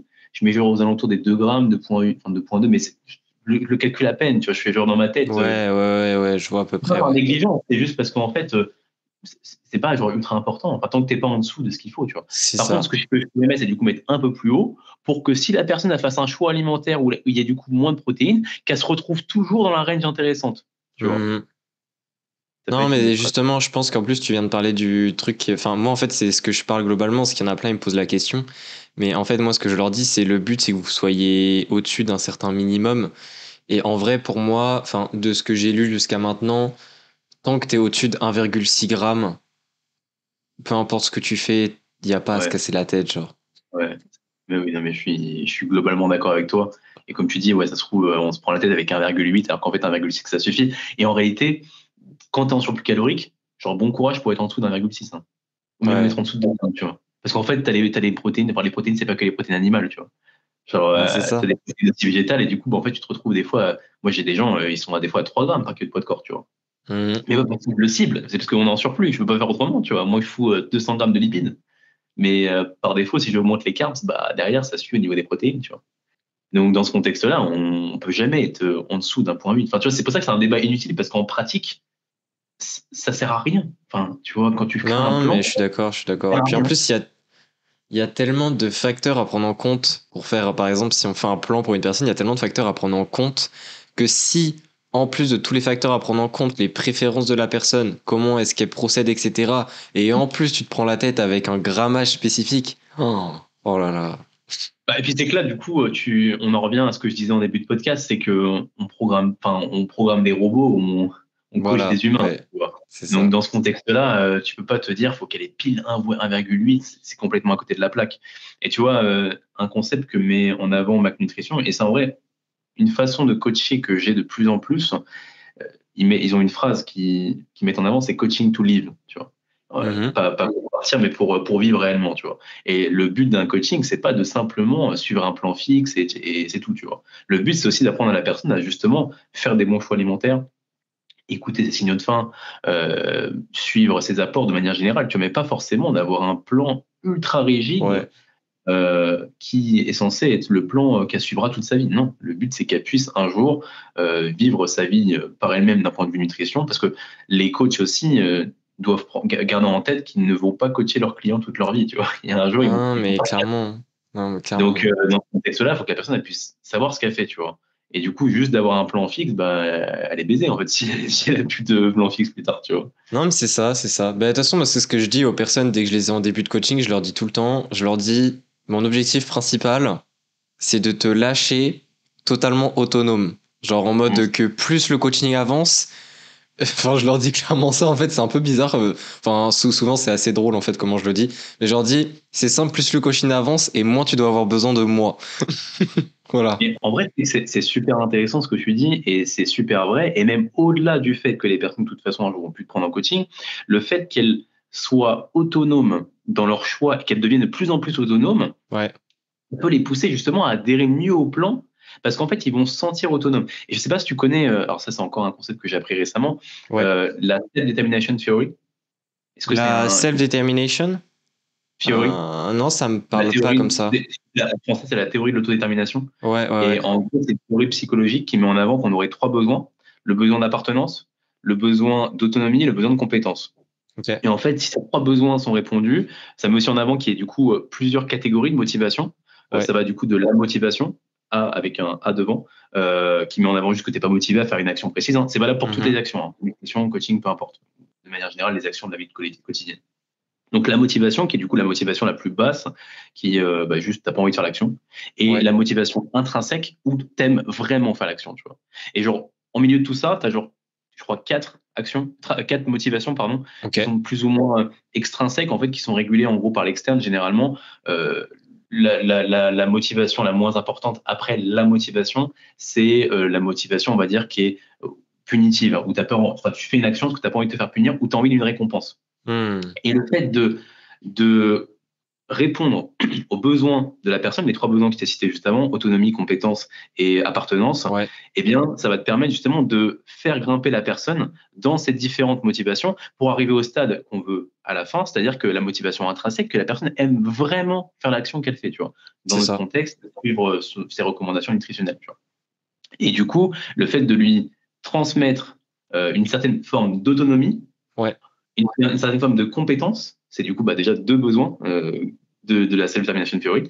Et du coup, dans ce contexte-là, en fait, elle va juste être de plus en plus motivée et donc, elle va répondre de plus en plus bien au coaching et donc avoir de meilleurs résultats parce qu'elle va juste mieux adhérer au coaching, tu Non, vois. mais c'est intéressant plus ce que tu dis et je pense que en dehors, enfin, en fait, moi, je dirais même que tu vois, tes 3 points, la personne, à travers un coaching, si le coaching est bien fait, on va dire, je dirais même que les 3 points sont travaillés parce que, en fait, je sais pas si toi ça te le fait, mais moi, quand je coach quelqu'un pendant un certain moment et qu'il y a une bonne communication, enfin, après, ça dépend comment on le voit, le terme appartenance, mais je trouve qu'il y a un peu un côté d'appartenance. C'est un peu le côté famille, genre, je sais pas comment dire, tu vois. Mais, 100%. En fait, alors, appartenance, je sais pas si c'est la bonne traduction, c'est belonging en anglais. ah, Je ok, crois que c'est ouais. appartenance, mais c'est un peu dans le contexte relation. Tu vois, genre, Ouais, ouais, c'est ouais, en ouais, fait, ouais. le fait d'avoir une bonne relation Appartenir et avec ton tout, coach, ouais. d'avoir une, parce que là, tu vois, ça c'est aussi un concept que j'avais vu un petit peu avant, mais que j'ai revu dans Mac Nutrition, parce qu'ils en parlent beaucoup, ils le mettent en avant. Et dans ce concept-là, ils mettent en avant, eux, en termes d'exemple, de juste être à l'écoute de son client, être, pas compatissant, c'est pas le bon terme, mais ouais, comprendre ses différentes difficultés, tu vois. Ouais, Et dans ce contexte-là, bah, la personne, vu qu'elle va se sentir, en relation avec toi, bah, juste, ouais. elle va être plus motivée à réaliser les actions que tu lui demandes de faire, tu vois. Donc oui, bien sûr, dans un coaching bien réalisé, comme tu dis, les trois besoins, normalement, sont répondus, tu vois. Pour moi, c'est vraiment le cœur même du coaching, en réalité. Ouais, non, non, non, mais c'est intéressant. En vrai, je connaissais pas comme théorie, mais quand tu m'en parles, enfin, ça me parle beaucoup, Ouais, tu mais vois. en fait, c'est un truc que moi aussi, du coup, avant de enfin, tu vois, quand je l'ai découvert, je me suis dit, putain, mais c'est ce que je fais, en fait, tu vois. Ou du moins, c'est ce que je tends à faire, mais j'avais juste pas conscientisé. Ou j'avais juste pas mis les Ouais, mots dessus. Mais en ouais, réalité, ouais. oui, c'est un truc où quand tu as envie de bien faire, généralement, tu tends à faire ça au fil du temps. Ouais. C'est Et c'est là intéressant. où les plans fixes et les plans à macro, tu sais, macro fixe ou quoi, c'est Ouais. là où on répond pas du tout à ses besoins. Et tu vois, moi, c'est un peu mon cheval de bataille de combattre un peu ce type de coaching, ou du moins de moi-même pas en proposer, de juste dire, vas-y, tiens, des macros, ciao, tu vois. Alors, non pas que je peux pas le faire dans des contextes particuliers où les personnes aiment vraiment faire ça, mais il Mhm. y a des constaté qu'il y a quand même pas mal de coachs dans l'industrie du bodybuilding qui donnent ça par défaut. Et à mon sens, c'est une grosse erreur. Et ça, justement, ça ne répond pas aux besoins que j'ai dit précédemment, tu vois. Parce que la personne ne va pas comprendre pourquoi elle a ces macros-là. Ça va la restreindre dans ce plan fixe parce que du coup, bah, si elle a 130 grammes de prod, ça veut dire qu'elle peut faire zéro choix alimentaire différent parce qu'il faut qu'elle tape les 130 grammes de prod. Tu vois. Bref, c'est super compliqué, tu vois. Et il y a des gens même, j'ai même déjà vu des plans où c'était juste les macros sans calories, tu vois. Donc en fait, t'es bloqué de fou, tu vois, parce que tu peux même pas switcher aucun aliment. Parce que si tu switches un aliment, bah, en fait, ça dérègle tous tes macros, tu vois. Ouais, ouais, ouais, ouais, ouais. Ouais, il y a des Et personnes, ils mettent juste l'aliment et le grammage. oui, aussi, ça c'est un autre truc. Mais oui, aussi. Ah non. Ça, je Bah, il y a comprends des pas, coachs hein. qui. Ouais, mais bah, moi non plus. Enfin, si, je comprends pourquoi ils le font, par facilité, ou parce qu'il y a un manque de Ouais. compréhension aussi de la personne qui fait le plan, je pense. Mais je comprends pas pourquoi la personne ne se dit pas, la personne qui fait le plan, ne se dit pas, putain, et si je faisais un truc un peu mieux, tu vois. Parce que tu peux commencer comme ça. Et moi, pour être tout à fait honnête, j'ai commencé comme ça il y a 4 ans, tu vois, quand j'ai commencé à Mhm. faire mes premiers plans, Ouais. j'étais pas du tout formé, mais que je mettais juste 100 grammes de riz cuit ou 200 grammes de riz cuit, ou je mettais alors je crois que je mettais quand même des alternatives à l'époque, mais je mettais des trucs très simples et je calculais les calories sur une application et je retranscrivais comme ça, tu vois. Mais en réalité, j'ai pas fait ça longtemps. Et quand j'ai vu qu'on pouvait faire autrement, j'ai fait autrement, tu vois. Parce que c'est pas Non, mais grave de c'est faire les ça. choses négativement durant un temps. Par contre, ce qui est grave, c'est de le faire pendant longtemps, tu vois.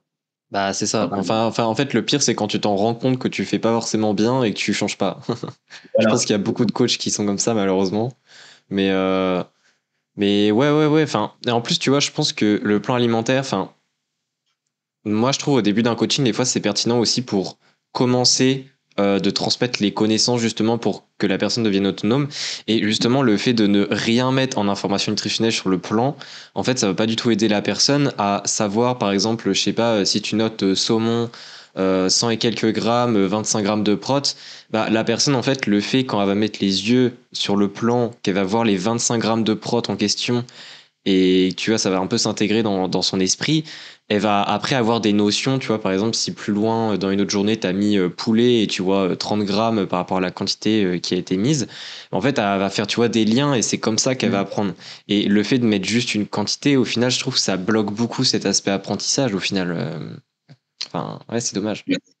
Ouais, 100%. Bah, puis c'est que ça rentre aussi dans ce contexte de diabolisation des aliments. Il y aurait des aliments bons, des aliments moins bons. Alors certes, on sait qu'il y a des aliments qui consommés en excès peuvent entraîner, je dis bien peuvent entraîner sur le long terme des conséquences négatives d'un point de vue santé, notamment déjà juste par la prise de poids que ça peut entraîner, parce que juste, tu vas avoir une palatabilité qui est plus importante et donc Ouais. la surconsommation va être plus facilement faite. Mais au-delà de ça, si tes aliments sont consommés, enfin, tu vois, en des aliments transformés dans ce contexte, si tu as une alimentation qui est qualifiée de saine, Mhm. grains complets, des protéines adéquates, un taux de fibres adéquate. D'ailleurs, ça, je pourrais en revenir parce que c'est aussi un des points que j'aborde et que je planifie. Parce que je suis toujours dans la même question d'ailleurs, ce que tu me demandais à l'initial sur les protéines, etc. Enfin, du moins, ce que je mets en avant dans mon l'aspect nutritionnel au niveau de mes Ouais. clients.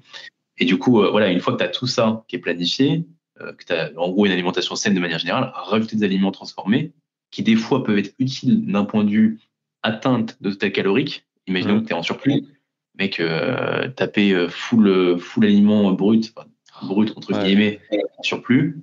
Il y a des gens, c'est très simple, et des gens, ils ont beaucoup faim, et du coup, c'est aucun souci, puis ils ont peut-être une dépense qui est moins importante, ou un métabolisme de base qui est peut-être pas très important de par leur génétique, et du coup, c'est pas un problème. Il y a des gens, j'en fais partie, c'est un problème. Moi, mec, il y a eu une période où je tapais 4700 calories en surplus, brut. Ouais, je vois. J'avais pas d'aliments transformés ou quoi, tu vois. C'était une horreur. C'était une horreur. Et même d'un point de vue digestion, c'était compliqué, tu vois. Donc, dans ce contexte-là, je pense que quand tu as autant de calories à manger, ajouter des aliments transformés, ça peut être intéressant, tu vois aussi. Non, mais c'est ça. Et puis après, les gens font trop le lien entre transformé et mauvais, tu vois. Ça veut rien dire, au final. Enfin, en fait, ça dépend les nutriments qu'il y a dedans, tu vois. Mais c'est pas parce que tu transformes un produit, enfin, que c'est mauvais. Enfin, sinon, on pourrait dire aux marathoniens la veille qui mangent full pâte blanche de dire, ah bah non, les gars, vous mangez des aliments transformés, c'est pas bon, vous allez louper votre course, tu vois. Enfin, Mhm. mais non, non, non, mais je vois ce que tu veux dire parce que déjà, j'ai un boxeur que je suis actuellement. Il a énormément besoin d'énergie et en fait le problème c'est que lui l'appétit n'est pas très présent. Mhm. Donc tu vois, des fois ça m'arrive de lui faire des... Enfin en fait il rigole parce qu'il me connaît bien mais des fois je lui fais des propositions. Par exemple il me dit ouais là j'ai mangé, je sais pas, il m'avait dit exemple, il m'a dit j'ai mangé une crêpe waouh. Oui. Il a dit oh là là et tout ça machin. Moi je lui ai dit parce qu'en fait en ce moment il galère un peu, il faut qu'il prenne un peu de poids tu vois. Et Mhm. je lui ai dit mais tape un peu dans les crêpes si t'as envie, hein, c'est pas grave. Hein. Là, parce qu'il il y a de la marge encore, tu vois. Et enfin, je sais qu'en fait, pour lui, c'est plus compliqué de prendre du poids que d'en perdre. Et du Mhm. coup, il faut aussi prendre ça en compte, tu vois. Parce qu'en fait, les gens ont trop. Je pense aussi qu'il y a un peu une pensée que souvent la perte de poids est enfin, plus difficile que la prise de poids. Alors pour des gens, c'est carrément l'inverse, tu vois. Ouais, bien Donc, sûr. je vois ce que tu veux dire. Ça va vraiment dépendre des gens, hein. J'ai des gens aussi. D'ailleurs, c'est aussi un des sujets qui peut être intéressant à aborder tout à l'heure là, dans les différents sujets que tu as Ouais. notés au niveau de Ouais. la difficulté. Mais il y a des gens où, ouais, ça peut être compliqué des fois de se dire, putain, mais en fait, il est pas haut en termes de calories. Par exemple, quelqu'un qui a parce que j'ai un de mes clients, mec, il a un très bon niveau de masse musculaire. Il est à 2200 calories, tu vois, en Ah surplus. ouais. En Ouais, surplus. j'ai jamais vu ça, hein. Et là, bon, léger surplus, parce que justement, il avait un taux de masse grasse qui était déjà un petit peu important. Enfin, pas important, mais il était pas sec, tu vois. Ouais, Donc, on ouais, est à ouais. surplus. Je pense qu'il pourrait être un petit peu plus haut en étant un peu plus haut en surplus. Mais ouais, tu vois, c'est un cas particulier, tu vois, genre de cas, tu vois. Et j'ai des gens, pareil, qui sont super bons en calories.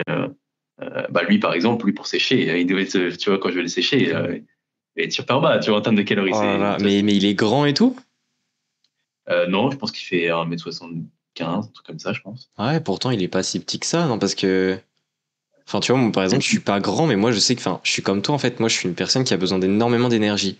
Et en fait, je compte pas les calories, mais tu vois, enfin, je me connais suffisamment, j'ai une notion, tu vois, de combien j'ai besoin. Et genre, moi, je sais qu'en maintenance, je suis au moins à 3500, 4000, tu vois. Parce que, en plus, je bouge beaucoup. Enfin, tu vois, je Ouais, marche ouais. beaucoup, etc. Donc ça joue beaucoup. Et en plus, enfin, je sais que moi, il y a des périodes où l'appétit est moins présent. Mais par exemple, tu vois, moi je fais 1m72, je suis pas très grand. Et du coup, là, que tu me dises qu'un gars d'1m75 a 2200 surplus.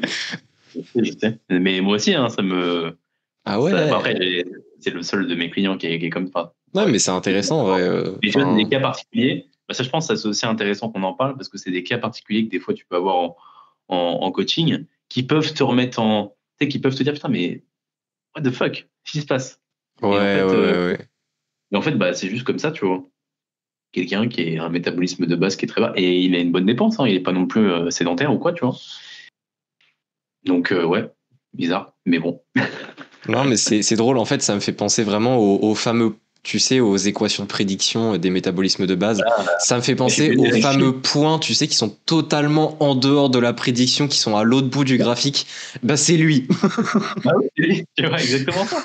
Mais tu vois, c'est intéressant que tu dises ça, parce que c'est vrai on, on prend en avant, c'est ça qui est bien de prendre en avant les considérations théoriques, parce que ça sert vraiment de guideline quand on coach, mais Ouais, également d'avoir aussi un petit peu une notion de terrain où juste on se dit, bah, il y a des choses qui se produisent sur le terrain, où justement on a des cas de personnes, tu vois, qui sont, comme tu disais, sur l'opposé du ouais, résultat, enfin, de la ouais, tendance ouais. générale, tu vois.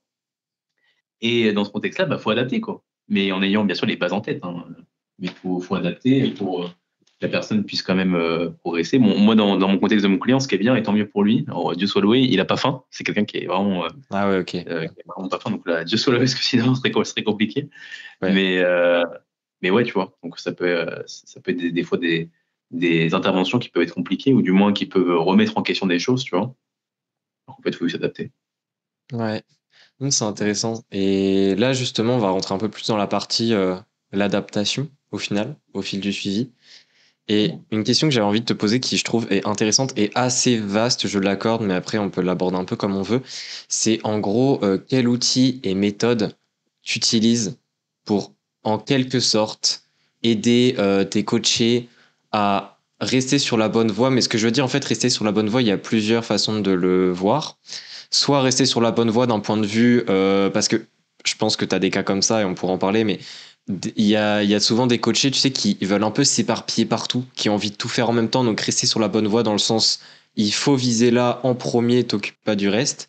Et aussi rester sur la bonne voie, je parle aussi justement, on en parlait, de la motivation notamment.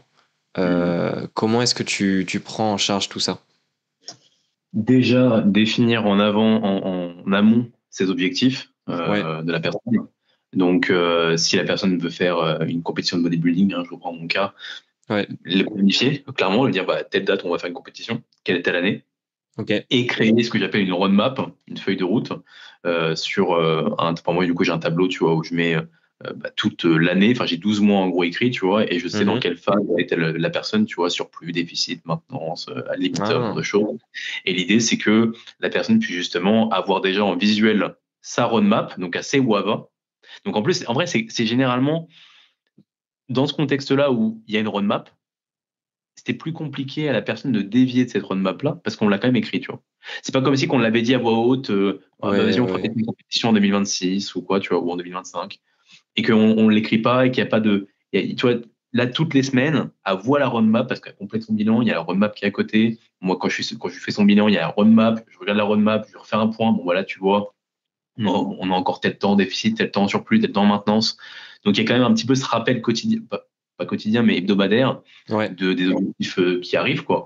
Et si jamais la personne dévie un peu de son objectif, déjà, faut savoir que rien n'est ancré dans le marbre, hein. Donc si la personne ne veut plus concourir ou, dans ce contexte-là, encore une fois, mais ou veut faire autre chose, enfin, ok, tu vois, genre, je sais pas son père, si elle veut faire autre chose, elle fait autre chose, et dans ce cas-là, on planifie. Mais après, dans ce contexte-là aussi, moi, ce que je dis souvent, c'est que, enfin, ce que je dis à la personne, c'est que, voilà, je lui rappelle aussi son objectif. Est-ce que tu es sûr de vouloir dévier de ça, de vouloir changer un ouais. petit peu d'objectif? Et si la personne est complètement sûre, go, tu vois. Et si la personne n'est pas sûre, là, on en reparle. Et dans ce cas-là, on se fait un appel ou ce genre de choses pour remettre les choses au clair et voir un petit peu ce qui a posé problème. Parce que si elle dévie du plan, c'est que potentiellement, peut-être le plan ne lui convient pas, que ce soit au niveau de l'entraînement, de la nutrition, ou même de la roadmap générale. Peut-être que ça fait trop longtemps qu'elle est en déficit. Peut-être que ça fait trop longtemps qu'elle est en surplus. Enfin, tu vois, il y a plein de choses qui peuvent des fois Hmm. faire arriver la personne à saturation d'une phase. Et du coup, peut-être repartir sur une autre phase pour relancer un peu la motivation, se ressentir. Que, tu vois, dans un contexte de déficit, on a envie d'être en surplus. Dans un contexte de surplus, on a envie d'être en déficit, tu vois. Donc, des fois, alors bon, ça arrive souvent, des fois, au bout de quelques semaines, quelques mois. Et c'est là en tâche de fond et on n'y prête pas trop attention. Mais des fois, ça arrive, c'est très important et on a vraiment envie d'être en déficit. Et là où on est en surplus parce qu'on n'a plus faim, parce que c'est chiant, parce qu'on Ouais, voit ouais, gras. ouais. Tu vois, ou du moins ça commence à arriver, le taux de masse grasse devient de plus en plus élevé. Et dans ce contexte-là, on peut changer de phase et des fois relancer la motivation pour repartir sur quelque chose de différent. Je sais pas si j'ai répondu à ta question.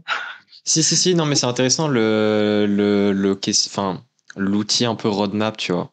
Ouais. Et moi, enfin, ça me parle beaucoup. Tu vois, par exemple, moi, je l'utilise pas cet aspect roadmap, mais enfin, j'en avais jamais entendu parler en fait, enfin, cette notion-là, mais je trouve ça intéressant. Et le fait de noter les choses, enfin, c'est vrai que c'est assez puissant et en fait, c'est drôle parce que souvent, tu vois, par exemple, en tant que coach ou des choses comme ça, si on est assez ambitieux dans nos projets, nous-mêmes, on veut se mettre des objectifs. Et nous-mêmes, je pense qu'au fond de nous, on sait très bien que quand on les écrit, ça se passe souvent mieux que quand on les écrit pas. Et du Ouais. coup, je trouve ça En fait, drôle d'utiliser ça pour les coacher. il y a une sorte de contrat. C'est quand tu écris quelque chose, il y a un Ouais, contrat soit avec soi-même, soit avec le client. Et c'est beaucoup plus simple généralement justement d'adhérer lorsqu'on a, puis même on a un visuel. Tu vois, la personne tout le temps, elle voit l'objectif derrière, elle voit où elle va, elle voit la fin, tu vois, de la telle ou telle phase. C'est finalement beaucoup plus simple à adhérer.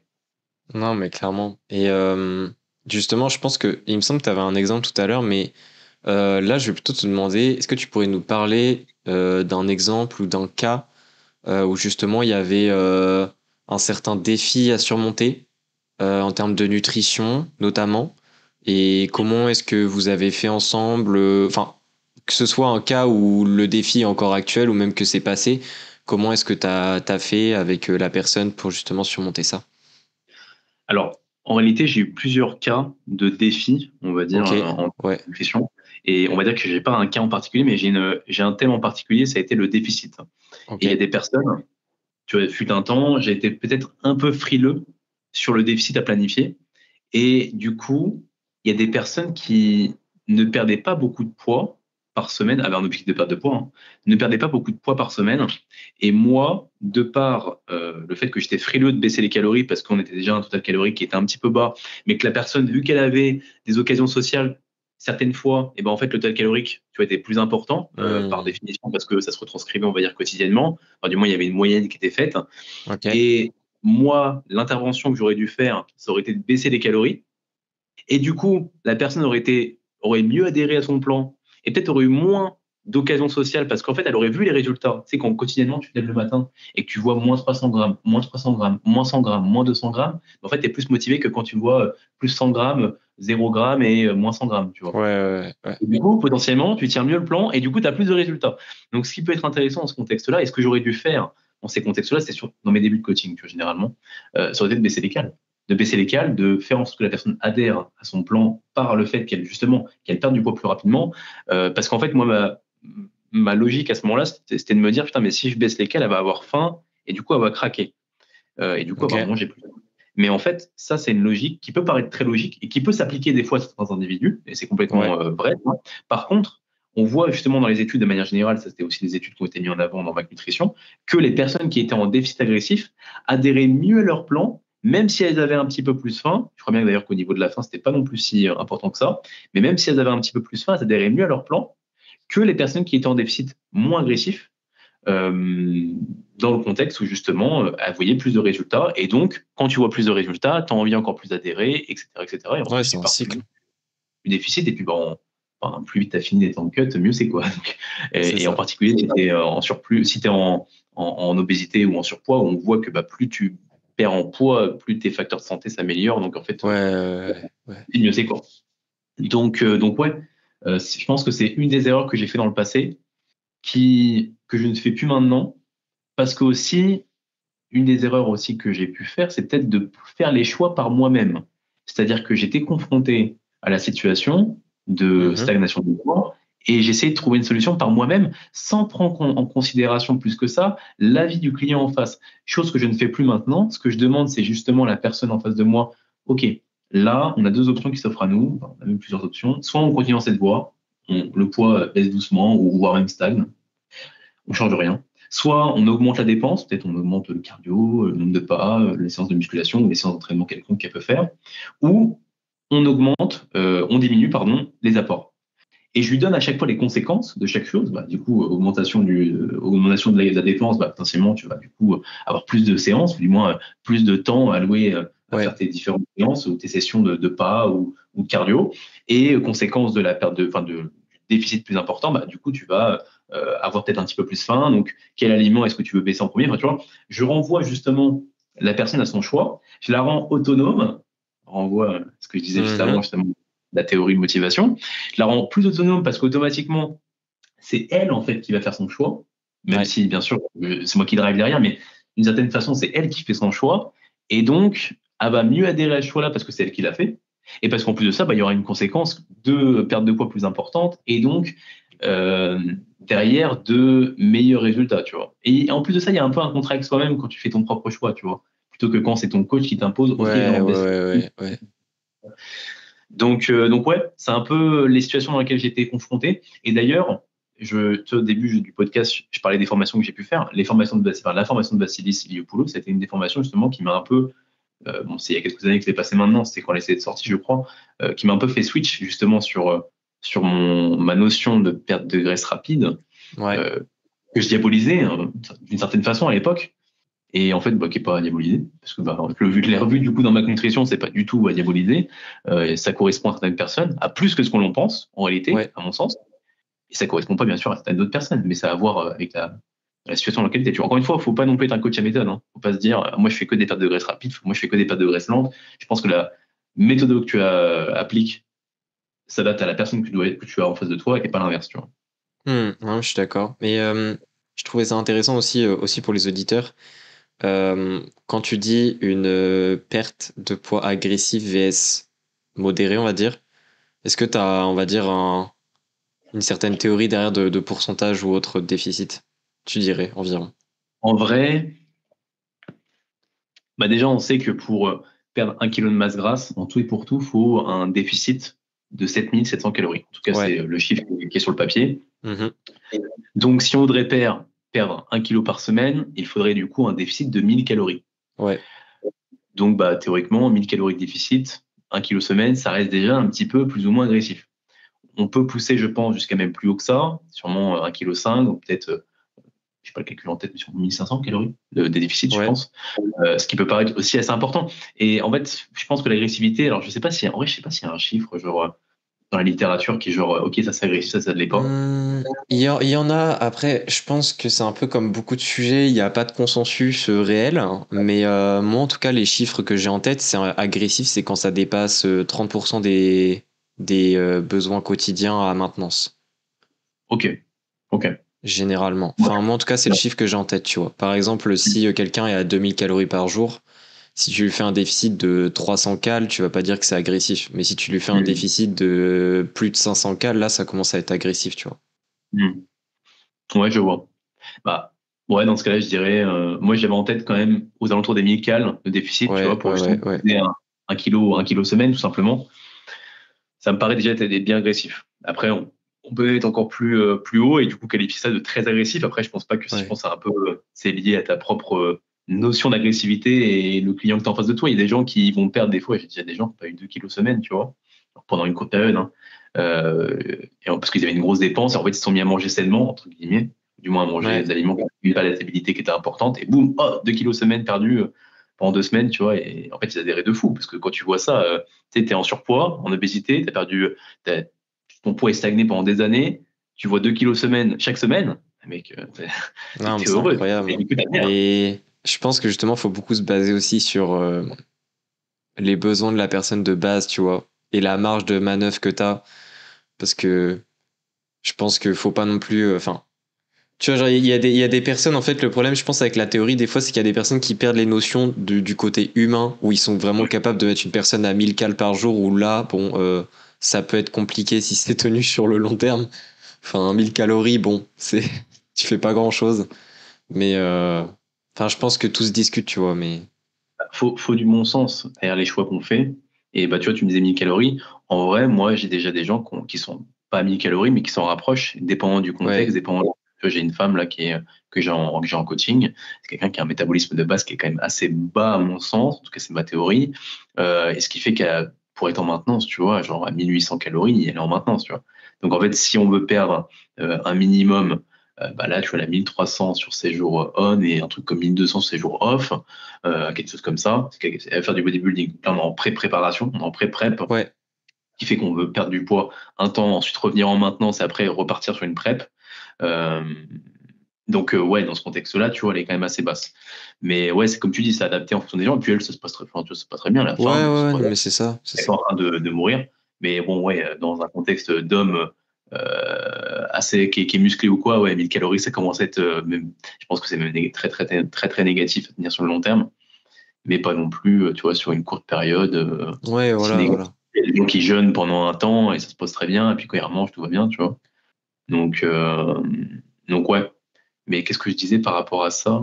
Et oui, je pense que ce qui est un truc qu'on oublie souvent, c'est le bon sens aussi. Le bon sens dans le coaching, je pense que c'est aussi à remettre au cœur même du coaching, que ce soit au niveau de l'entraînement, comme, enfin, les choix à faire au niveau de l'entraînement comme au niveau de la nutrition, il y a beaucoup de choix en vrai qui sont faits autour du bon sens. Enfin, moi que je fais personnellement, en tout cas autour du bon Ouais. sens. Et par rapport aux connaissances que j'ai, tu vois, j'ai les connaissances théoriques, après j'applique par rapport à qui j'ai en face et au bon sens que je pourrais y mettre. Et ouais, après, tu vas pas foutre quelqu'un ultra bas si la personne a crève la dalle déjà assez haut, tu vois. C'est Tout ça. comme par exemple, si la personne n'a pas du tout faim et qu'elle perd du poids, qu'elle commence à perdre du poids, imaginons, j'ai quelqu'un qui perd 500 grammes semaine et elle a pas faim, elle est complètement OK de baisser les cales, pourquoi pas baisser les cales, tu vois. Elle perdra plus vite et elle reviendra plus vite en maintenance ou en surplus. Exactement, ouais, c'est ça. C'est aussi ce qu'oublient beaucoup de personnes. Enfin, je pense que, tu vois, par exemple, là, je suis quelqu'un actuellement, d'un point de vue professionnel, etc. Le travail qu'il fait, c'est très compliqué d'être en déficit agressif parce qu'il a énormément de dépenses, etc. Très demandeur, tu vois, le travail. Et on a beaucoup de temps. Enfin, en gros, l'objectif est pour janvier. On a un objectif de poids qui est totalement faisable, donc on fait, tu vois, progressivement. Donc plutôt modéré. Mais je pense que beaucoup de personnes se disent agressif, c'est pas bien. Alors qu'ils oublient la notion que si forcément t'es en agressif, tu perds plus vite, donc tu vas arriver plus vite à l'objectif. Et en fait, il y a des personnes qui, j'ai l'impression, parce que là, tu vois, oui, j'ai le temps de le faire en modéré, mais entre guillemets, si je peux faire en agressif et au final que ça dure 3 fois moins de temps, ah, ça se discute carrément, tu vois. 100%. Et on pourrait se dire, on pourrait remettre aussi que l'argument contraire, ça va être, ouais, mais il va perdre des performances de fou. Mais en fait, je suis pas sûr de moi à 100%. Donc peut-être que tu vas me corriger. Mais je crois que la perte de performance, de manière générale, imaginons que tu as 8 semaines de déficit moyen et 4 semaines de déficit agressif. Ouais, En gros, tu arriveras à la même perte, et tu dois atteindre 80 kilos. Les deux atteignent 80 kilos, tu auras les mêmes perfs. Enfin, du moins, tu auras globalement les mêmes pertes en 4 semaines. Donc, 4 semaines, tu auras eu beaucoup de pertes de performance. Mais en 8 semaines, tu auras eu un peu de pertes, mais un peu de pertes chaque semaine, ce qui fait que tu auras les mêmes perfs, globalement, la même oui, perte oui, totale. oui. Ouais, Tu vois, ouais, ouais, 8 ouais. semaines, je sais pas si Non, non, non, non, mais je vois carrément. Après, je pense que tout le monde réagit un peu différemment, mais de manière théorique, en tout cas, je pense que c'est la même chose, tu vois. Ouais, je pense. J'ai pas vu de truc, ou en tout cas, je m'en souviens pas, avoir vu des choses autour de tout ça, mais ça me paraît plutôt logique. Et comme tu dis, ça dépend aussi des gens. Il y a des gens qui vont réagir de façon enfin, plus négative, en tout cas, ou qui vont avoir de plus grandes conséquences à la perte de poids agressive. Et dans ce contexte, ne pas faire ce choix-là, ça peut sûrement être intéressant. Mais ouais, de manière générale, en vrai, c'est adapté aux gens, hein. Enfin, c'est à adapter justement à chaque individu. Ouais, non, mais je trouve ça intéressant. Et, euh, et justement, une autre question que je voulais te poser, on en Mhm. avait déjà parlé tout à l'heure, en fait, c'est un petit peu du côté ne pas trop se casser la tête avec la nutrition. Mais comment tu fais? Parce que je pense que vu que tu as des personnes avec le bodybuilding qui fait face, comment en fait, cas concret, t'arrives, t'as une nouvelle personne coachée, etc. Et tu sens que c'est une personne vraiment bien matrixée par la nutrition, tu vois. Comment est-ce que tu fais, on pourrait dire, pour essayer de la canaliser un petit peu, de pas, en gros, qu'elle ne s'occupe pas des détails, mais des détails en nutrition, et comment tu fais pour lui donner juste la globalité, enfin, comment est-ce que tu procèdes en fait avec ce genre de cas-là? Parce que je pense que c'est intéressant d'en parler. Déjà, généralement, les gens qui sont matrixés par la nutrition, moi, ce que je vois en bodybuilding, et ça vient de la culture du bodybuilding, c'est Ouais. que les gens vont beaucoup se renfermer sur eux-mêmes. Même dans un contexte de surplus calorique, ils vont pas vouloir sortir, ils vont pas vouloir manger à l'extérieur, ils vont vouloir suivre leur diète, point, tu vois. Et certains sont très heureux comme ça. Mais pour l'avoir été, parce que j'étais dans ce contexte-là, à être Ok. ultra matrixé, à ne jamais faire de repas à l'extérieur, manger un truc vraiment très basique et très diète, on va dire, entre gros guillemets, comme on pourrait l'avoir en tête. Je pense que déjà, c'est pas utile. En fait, c'est que ça vient d'incompréhension de ce qu'est une bonne nutrition et de ce qu'est, comme je le dis, comme je l'ai dit en début de podcast, enfin, de l'importance de la nutrition dans un contexte de prise de muscle, tu vois. Ouais. Et en réalité, il y a une bonne importance, comme on l'a dit au début, mais il n'y en a pas non plus une si grande. Le fait de, par exemple, de manger à l'extérieur ou quoi, c'est pas quelque chose qui va non plus ruiner tes gains dans un contexte où, même pas du tout, dans un contexte où on est en surplus calorique et dans un contexte où tu as déjà ton apport en prot qui est déjà assez important, mais sûrement même plus que ce qu'il faudrait en termes de range, Ouais. et dans un contexte où tu as tellement d'énergie qu'en fait, même si tu te retrouves allez, en maintenance une fois ou que tu te trouves un peu trop en surplus, mec, ça va se rééquilibrer, tu vois.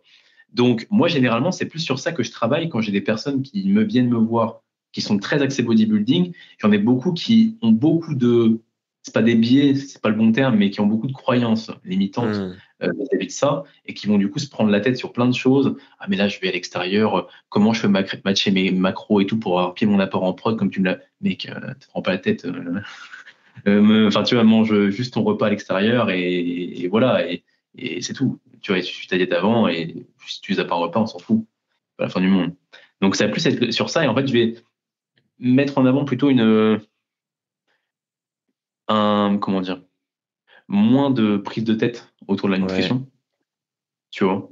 Parce que même sur quelqu'un, de toute façon, il y a des gens, en fait, il y a des gens que je vais avoir, avec qui je vais leur faire prendre plus la tête, parce que du coup, ils se prennent vraiment pas la tête, et là, pour le coup, on va essayer d'un petit peu plus cadré. Et il y a des gens que j'ai en tête, qui sont généralement dans le bodybuilding, qui vont se prendre énormément la tête. Et le fait que je leur dise de pas se prendre la tête, bah, ils vont juste être pile dans la range qu'il faut pour avoir leur macro, avoir leur calories, avoir leur macro, et globalement manger ce qu'il faut, tu vois. Encore une fois, d'un point de vue nutrition. Et juste qui vont se faire plaisir à un moment donné. Parce que dans un contexte de bodybuilding, il faut se dire une chose, c'est que si tu te fais pas plaisir en surplus, tu fais le plaisir quand, tu vois. Quand t'es en prépa, bah non.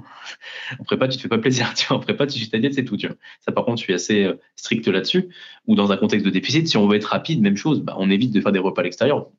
On les limite. Okay. D'autant plus si on a une deadline. Mais voilà, donc en surplus, moi, ce que je mets en avant pour mes athlètes, ou même pour des personnes qui veulent prendre la masse, en particulier pour ceux qui sont vraiment de la population générale, on va dire, pas se prendre la tête, tu vois, genre, il y a des quêtes un peu plus haut, et sur une journée, c'est pas grave, tu vois. Non, mais c'est intéressant. C'est intéressant parce que, en fait, tu vois, le bodybuilding, moi, je vois vraiment ça, le lifestyle de beaucoup de gens en bodybuilding, je vois vraiment ça que c'est un lifestyle, enfin, toute leur vie tourne autour du contrôle, tu vois. Genre, tout doit être cadré. Comme tu disais, tu vois, tout à l'heure, tu parles aussi du sommeil.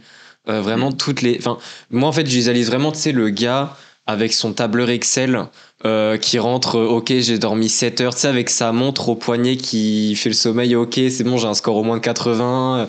Tu vois, mais. Tu sais qu'en vrai, ça, je peux le traquer, certaines personnes, le sommeil, mais il y a d'autres personnes à qui je ne le traque pas parce que je sais qu'ils sont complètement matrixés, tu vois. Et ouais, non, ça m'étonne pas. S'ils voient 6h55 et que, en fait, le coach, il a dit que c'était mieux de taper 7 heures de sommeil, en fait, ils vont dire, putain, je vais faire une séance de merde, machin. Ouais. Alors qu'en fait, c'est bon, quoi. Je veux dire, c'est pas grave que tu aies une mauvaise nuit. Surtout qu'en plus, on voit que une mauvaise nuit, c'est pas grave. C'est la récurrence des mauvaises nuits qui est un petit peu plus chiant. C'est ça. Et puis après, si c'est une nuit qui est mauvaise, on peut compter sur la caféine. Ça a été prouvé, ça. Mais non. Mais l'aspect contrôle, c'est vrai que ça me parle beaucoup. Enfin, tu vois, je le vois, même des personnes que j'ai pas coachées, des personnes qui me suivent sur Instagram. Enfin, en fait, quand tu discutes avec une personne sur Instagram, tu vois directement si elle est matrixée ou pas. Enfin, genre, ça se voit dans les messages.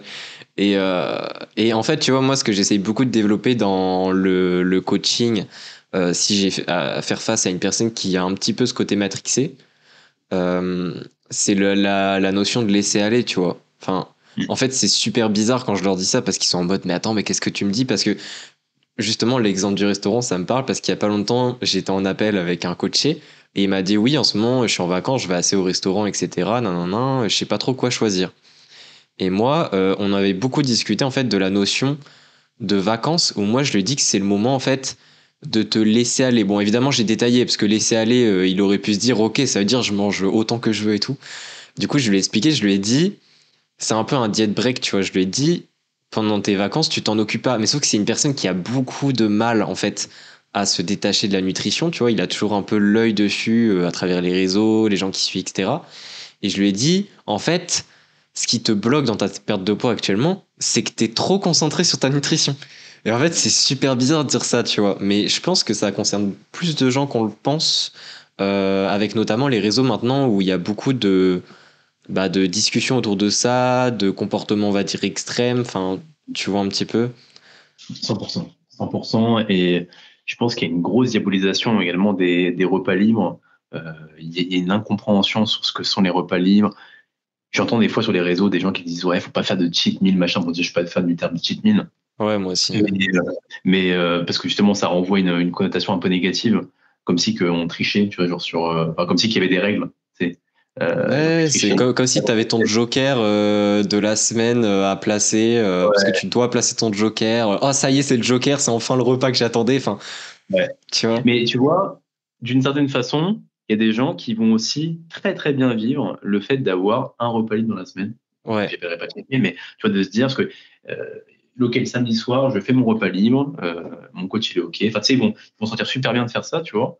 Par contre, bah, effectivement, dans ce contexte-là où ils ont cette routine de le faire, moi, ce que je mets en avant aussi en coaching, c'est, ouais, mais si tu as d'autres occasions, tu peux, genre, tu as le droit de faire ta copine qui te. L'anniversaire de, je sais pas, de ta copine, tu vas, tu vois, c'est pas un souci, ou t'as l'anniversaire de ta mère, ou peu importe, où il y a un événement particulier, il n'y a pas, y a pas se poser de questions, tu vois. c'est ça. Dans un contexte où il n'y a pas de deadline, où tu n'es pas en déficit avec une deadline, Ouais.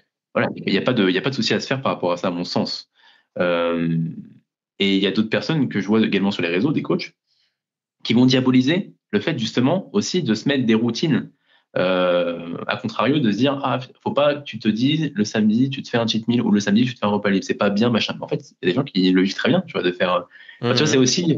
Encore une fois, on en revient toujours à la même chose, les méthodes. Enfin, tu vois, il y a des gens, ils vont très bien vivre le fait de se faire un repas libre dans la semaine avec une date précise à ce repas libre-là. C'est leur routine, ils sont trop contents de le faire. Et voilà. Après, il faut que derrière, il y ait une conscience aussi de se dire que c'est pas parce que c'est le samedi que c'est pas grave ou que c'est grave ou tu vois ou que Ouais, ce ouais, serait le ouais. vendredi, c'est grave, ou que t'en ferais deux, que ce serait grave. Enfin, tu vois, il y a rien qui est problématique à proprement parler, tu vois. Encore une fois, dans ce même contexte de surplus calorique. Donc ouais, c'est enfin, ouais, je pense qu'il y a dans le bodybuilding, il y a un gros travail à faire là-dessus. Sur, comme tu dis, le lâcher prise et sur l'éducation autour de la nutrition. De se dire que c'est pas parce que tu suis pas le plan une fois que ça y est, c'est fini, tu vois. Ou que c'est pas bien. Que t'aurais pas des gains ce jour-là. Je pense que c'est une grosse erreur de voir les choses comme ça. Et je pense que tu passes à Mhm. côté pas mal de choses dans ta vie qui sont aussi à vivre. Parce que c'est pareil, il y a pas mal de gens aussi qui font du bodybuilding, mais en vrai, qui en feront pas toute leur vie, tu vois. Et si tu as 22 ans ou 20 ans ou 18 ans ou même 25 ans ou peu importe, enfin dans la vingtaine on va dire, et que tu passes à côté de d'événements cool qui peuvent t'arriver, tu vois, qui auront peut-être une conséquence un peu négative sur le lendemain parce que bah vas-y, tu vas être ballonné ou quoi, tu auras mangé un peu trop, ou tu auras bu de l'alcool, parce que bah, boire de l'alcool c'est ok en soi, tu vois, t'es pas obligé de te mettre une race, mais si tu peux aussi boire un peu, c'est pas la fin du monde, tu vois, et tant que c'est pas régulier, bien sûr. Hein. Bah dans ce contexte-là, on sait que ça peut amener des événements de vie cool, tu vois. Genre, t'es pas obligé d'être tout le temps matrixé. Ouais, Et c'est ça. tant qu'on remet dans le contexte où il n'y a pas de deadline, où c'est pas où tu es en off-saison, si tu es un athlète, ouais, je pense que beaucoup se prennent la tête. Enfin, c'est un peu la conclusion, tu vois. Non, mais je suis d'accord. Je suis d'accord. Je trouve ça intéressant comme sujet parce que je sais pas, genre je trouve que c'est. Enfin, je pense en fait qu'avec les années, là, avec les réseaux, etc., ça va de plus en plus se développer et pas que le bodybuilding, tu vois. Mais en fait, des personnes qui vivent pas pour vivre des expériences, mais qui vivent juste pour le bodybuilding, tu vois. Genre, ou du Mhm. moins juste. En fait, il y a des personnes presque, même si elles font du bodybuilding, en fait, c'est pas forcément qu'elles vivent pour le bodybuilding, en fait, elles oublient même qu'elles font cet aspect contrôle pour le bodybuilding, en fait, c'est juste qu'elles doivent contrôler. Mais tu vois, Mhm. derrière, on va dire inconsciemment, il y a presque plus de sens en fait de pourquoi elles font ça, tu vois. C'est juste qu'elles font ça et elles doivent contrôler les choses, tu vois. Enfin, pour des personnes avec qui j'ai déjà discuté, etc., en fait, je remarque dans leur schéma de pensée, en fait, ça se construit comme ça, tu vois. Ouais. Mais je pense que le lâcher prise sur le contrôle, il vient aussi quand l'éducation vient également. C'est là où le coach a aussi un Ouais, rôle d'éducation, un rôle de montrer en fait que c'est pas t'as une journée où t'as ton apport en prot, une journée où tu l'as pas, oh tu fais pas de muscle cette journée-là, tu vois. Et hop, une journée où tu l'as, tu fais du muscle. Enfin, tu vois, c'est pas comme ça que ça marche, tu vois. ouais, Euh, tu vois, la MPS en mode serait optimal, machin, bah oui, ça l'est, mais du coup, c'est pas pour ça que tu fais du muscle à l'instant T et que t'en fais plus le lendemain. Donc, le coach, son rôle, ça va être d'éduquer la personne autour de tout ça. Et au fil du temps, je pense que ça va venir, ça sera de plus en plus automatique et de plus en plus simple pour la personne de lâcher prise. Même ouais, s'il y a des gens qui vont être beaucoup dans le contrôle et en vrai, en vrai, enfin, ça peut être ok aussi, d'une certaine façon, tu vois, de vivre c'est aussi pour le ça. bodybuilding. Il y a des gens aussi, c'est une période, hein. Il y a des gens qui, pendant une période de temps, une carrière aussi pour certains, ils vont être à fond bodybuilding, ce qui est complètement aussi ok, tant qu'ils le Ouais, vivent bien, qu'ils sont conscients de leur choix. Encore une fois, il n'y a aucun aspect culpabilisateur, tu vois, à avoir. Mais je pense aussi qu'il y a beaucoup de personnes qui contrôlent des choses inutiles, tu vois. hmm, Et je pense que c'est plutôt ça, moi, qui me dérange. Et c'est ce qui me dérange aussi, c'est euh, ce que je peux voir aussi sur les réseaux sociaux de coachs qui vont mettre en avant le fait que c'est important de contrôler ces choses inutiles. Il ne faudrait pas faire de repas libre, il ne faudrait pas sortir, il faudrait dormir tout le temps tôt, faudrait. Non, tu vois, genre, c'est pas grave. Il faut trouver le juste milieu, c'est tout. c'est ça. Non, mais c'est ça. Mais je pense en fait, il faut juste que la personne agisse, mais que au fond d'elle, elle fasse une introspection et que ça elle soit vraiment alignée avec ce qu'elle veut vraiment, tu vois. Et Mm. pas juste la surface de je dois contrôler absolument, essayer un peu de comprendre, tu vois, parce que effectivement ça peut être totalement ok. Et je pense que pour les réseaux, enfin, je pense que pour les réseaux, il y a beaucoup de points où il y a du travail de toute façon. Enfin, il y a du bon, il y a du contre. Enfin, ça c'est tout Bah, un c'est pareil, sujet. hein. En vrai, vu que les réseaux sociaux, c'est tout le monde est dessus, enfin quasiment tout le monde, bah, au final, tu as tous les avis qui sont dessus, tu vois. Donc tu peux Ouais, écouter des ouais. gens qui n'ont pas le même avis que moi, tu vois, et écouter plein de gens qui ont le même avis que moi. Et en réalité, moi, je suis quasiment que des gens qui sont un peu dans la, bon, tout le monde n'a pas le même avis que moi, mais qui sont un peu dans la sphère de mon courant de pensée, tu vois. Mhm. Je vois plus trop de personnes qui sont pas dans ma sphère de courant de pensée. Je vois des fois des vidéos passer et je suis pas trop d'accord, mais de manière générale, tu vois.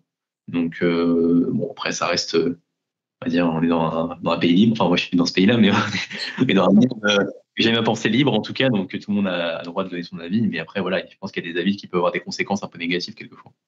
Ouais. Non, mais je suis d'accord. Alors du coup, ce que je voulais aussi, parce que là, on vient de parler un petit peu du côté contrôle, contrainte, etc. Il y avait une question que je voulais te poser, c'est comment est-ce que tu fais pour gérer les périodes où tes coachés ont vraiment des contraintes extérieures, donc que ce soit avec le travail, je sais pas, une semaine où c'est emploi du temps très chargé, également des voyages, je pense que ça te fait forcément face, ou alors même des événements sociaux. Bon, là, on en a déjà un petit peu parlé, mais c'est plutôt pour l'aspect des voyages, tu vois, quand vraiment il y a une période où c'est au moins une semaine en gros. Bah, en vrai, si c'est qu'une semaine, moi, ce que je mets en avant, ça va être quelque chose de très simple, d'autant plus pendant les voyages. Si on est sur une période de déficit calorique, bah, c'est un day break, quoi. Et genre, Ouais. remettre dans le contexte de lâcher prise. Contrôle ce que tu peux contrôler, un minimum. Par exemple, peut-être juste un truc tout simple, mais amener ton apport amener des shakers de whey. Enfin, Ouais. amener ta whey et prendre des shakers de whey juste pour avoir un peu de protéines. On voit que c'est souvent compliqué en vrai d'avoir son apport en protéines. Euh, En vacances, dépendant du pays dans lequel tu es, il y a des pays où les protéines sont pas forcément, tu vois, la nourriture phare, ou du moins que Mhm. ça compte pas forcément tous les repas. Donc, dès que ça peut être compliqué, donc potentiellement te faire deux gros shakers de whey dans la journée, bah, au moins tu coches un peu la case protéines, tu as un semblant de contrôle dans ta tête et tu dis ok, je contrôle ça. Et le reste du temps, tu manges ce qu'il y a à manger. Moi, ce que je dis aussi, c'est que bah, si tu as un autre pays ou même une région ou quoi, mais teste la bouffe locale, tu vois, tu n'auras pas d'autres occasions. De ouf. Donc, c'est aussi l'occasion aussi de vivre réellement, tu vois. Le but, c'est pas que d'être tout le temps dans la performance ou quoi, dans le contexte où il n'y a pas de deadline. Donc, ouais, généralement, je vais plus être dans le lâcher prise et ouais, le fait de juste bah, contrôler ce qu'on peut un minimum contrôler, et puis c'est tout, tu vois. Et vu que la personne, en plus, évidemment, en vacances, ça va beaucoup marcher.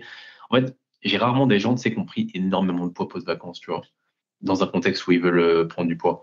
Mhm. Généralement, les gens, post-vacances, le poids a maintenu un peu, ou ça a repris un petit peu, ou même des fois ont perdu. Parce qu'en fait, il y a des gens qui vont faire des vacances, mais qui vont marcher des fois 20 000 pas par Ouais, jour, tu vois. ouais, ouais, ouais. Donc même s'il y a un apport calorique un petit peu plus important par les restaurants, par la bouffe locale, par ce genre de choses, par juste ce que tu fais qui est un petit peu plus rapide parce que t'as pas trop le temps, bah, en vrai ça s'équivaut un petit peu, tu vois. Et dans un contexte de santé aussi, c'est pas une semaine qui va changer quelque chose, tu vois, au niveau de ton apport en aliments.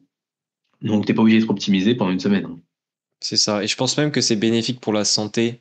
Parce que si on parle de la santé en regroupant le côté mental, social, etc., je pense que même c'est un gros plus ce genre de semaine. Et c'est aussi ce que j'essaye de faire comprendre aux personnes que je suis. C'est parce qu'en fait, pour elles, vacances ou des choses comme ça veut dire freinage, tu vois. Mais je leur dis, bah non. Genre, vous allez refaire le plein de batterie d'un point de vue mental, etc. Et après, on reprend à fond, on est au top, etc. Enfin, tu vois, je le vois vraiment comme ça. Genre un peu comme une station essence, tu vois. Là, mais 100%. 100%. Il y a des personnes qui ont. Enfin, ça va être compliqué pour eux aussi de lâcher prise. Et je Ouais, pense ouais, que ouais. justement, une période comme ça, c'est un bon entraînement, tu vois, pour lâcher prise, justement. Donc ouais, non, pour moi, c'est, alors, la santé, comme oui, ouais, ça, je voulais dire aussi, c'est que tu abordes un sujet qui est intéressant, c'est que la santé, c'est pas que ce qu'il y a dans l'assiette. C'est pas que ce que tu ressens physiquement, tu vois, c'est pas ce que, euh, les conséquences de ce que tu ingères. C'est Ouais, aussi l'aspect social. C'est aussi comment tu te sens mentalement. À mon sens, le fait d'être trop tout le temps sur l'aspect nutritionnel, il y a des gens, ils vont très bien le vivre. Il y a des gens, ils vont le vivre un petit peu négativement. ouais. Et ça peut impacter du coup l'aspect mental. Et du coup, même si on parle de performance, l'aspect performance, hein, Dieu sait que le mental est lié, enfin la performance est liée au mental et au bien-être psychologique.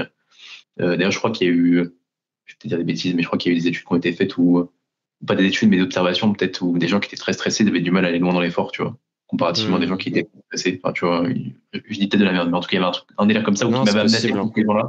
En tout cas, ça me paraît plutôt logique. Même moi, d'un point de vue purement personnel, tu vois, les moments où j'étais pas très bien, bah, en fait, t'as du mal à aller loin dans l'effort, juste à la tête ailleurs, tu Ouais, vois. ouais, ouais. Donc, dans ce contexte-là, on peut se dire que des fois, d'avoir des semaines où on se ressource, on pense à autre chose, si en plus t'es passionné par ça, tu vois, il n'y a aucune raison que tu ne reprennes pas à fond, tu vois, la semaine suivante. C'est clair, c'est clair. Non, mais je pense que ouais, la santé mentale, c'est important aussi d'en parler. Enfin, d'autant plus, même si en dehors de l'aspect nutrition, etc., d'autant plus avec Internet et autres, avec la montée, tu vois, des dépressions, des gens qui vont pas bien dans leur peau. Je pense que de toute façon, enfin, petit aparté avec le coaching pour regrouper avec ça, mais je pense que en tant que coach, c'est quelque chose où si les personnes dans les années à suivre, les coachs ne prennent pas assez cet aspect en compte de la santé mentale, je pense qu'elles vont avoir un retard parce que, en tout cas, c'est un peu la théorie que j'ai. Après, ça dépend des personnes qu'on coach. Mais je pense que dans les prochaines années, c'est quelque chose où tu dois le mettre de plus en plus en place, tu vois, la prise en considération de la Ah santé oui. mentale. Qu'est-ce qui va te différencier de toi de ChatGPT dans quelques années? C'est l'accompagnement psychologique que tu vas amener avec le client. Ouais, c'est Les ça. diètes strictes, ChatGPT peut t'en sortir tout de suite, hein. Tu donnes tes calories, enfin, tu donnes tes données de base pour faire une équation prédictive, tu lui donnes Ouais, tous tes trucs de base, il va te sortir un truc, hein. Par contre, derrière, les adaptations qu'il y aura, enfin, tu vois, c'est con, mais c'est vrai, hein.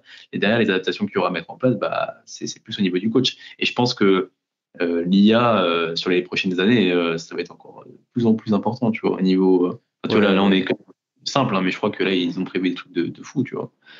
Donc, c'est sûr qu'il faut pouvoir, on va dire, jouer sur le tableau qu'on peut jouer, c'est-à-dire qu'on est humain et Ouais. agir comme tel et traiter nos clients comme tels pour justement qu'ils aient encore besoin c'est même pas qu'ils ont encore besoin, mais qu'ils ont besoin de quelqu'un pour ceux qui ont des objectifs qui les accompagnent et qui adaptent les plans en lien avec qui ils sont réellement, en lien avec leur lifestyle, en lien avec leur état psychologique actuel.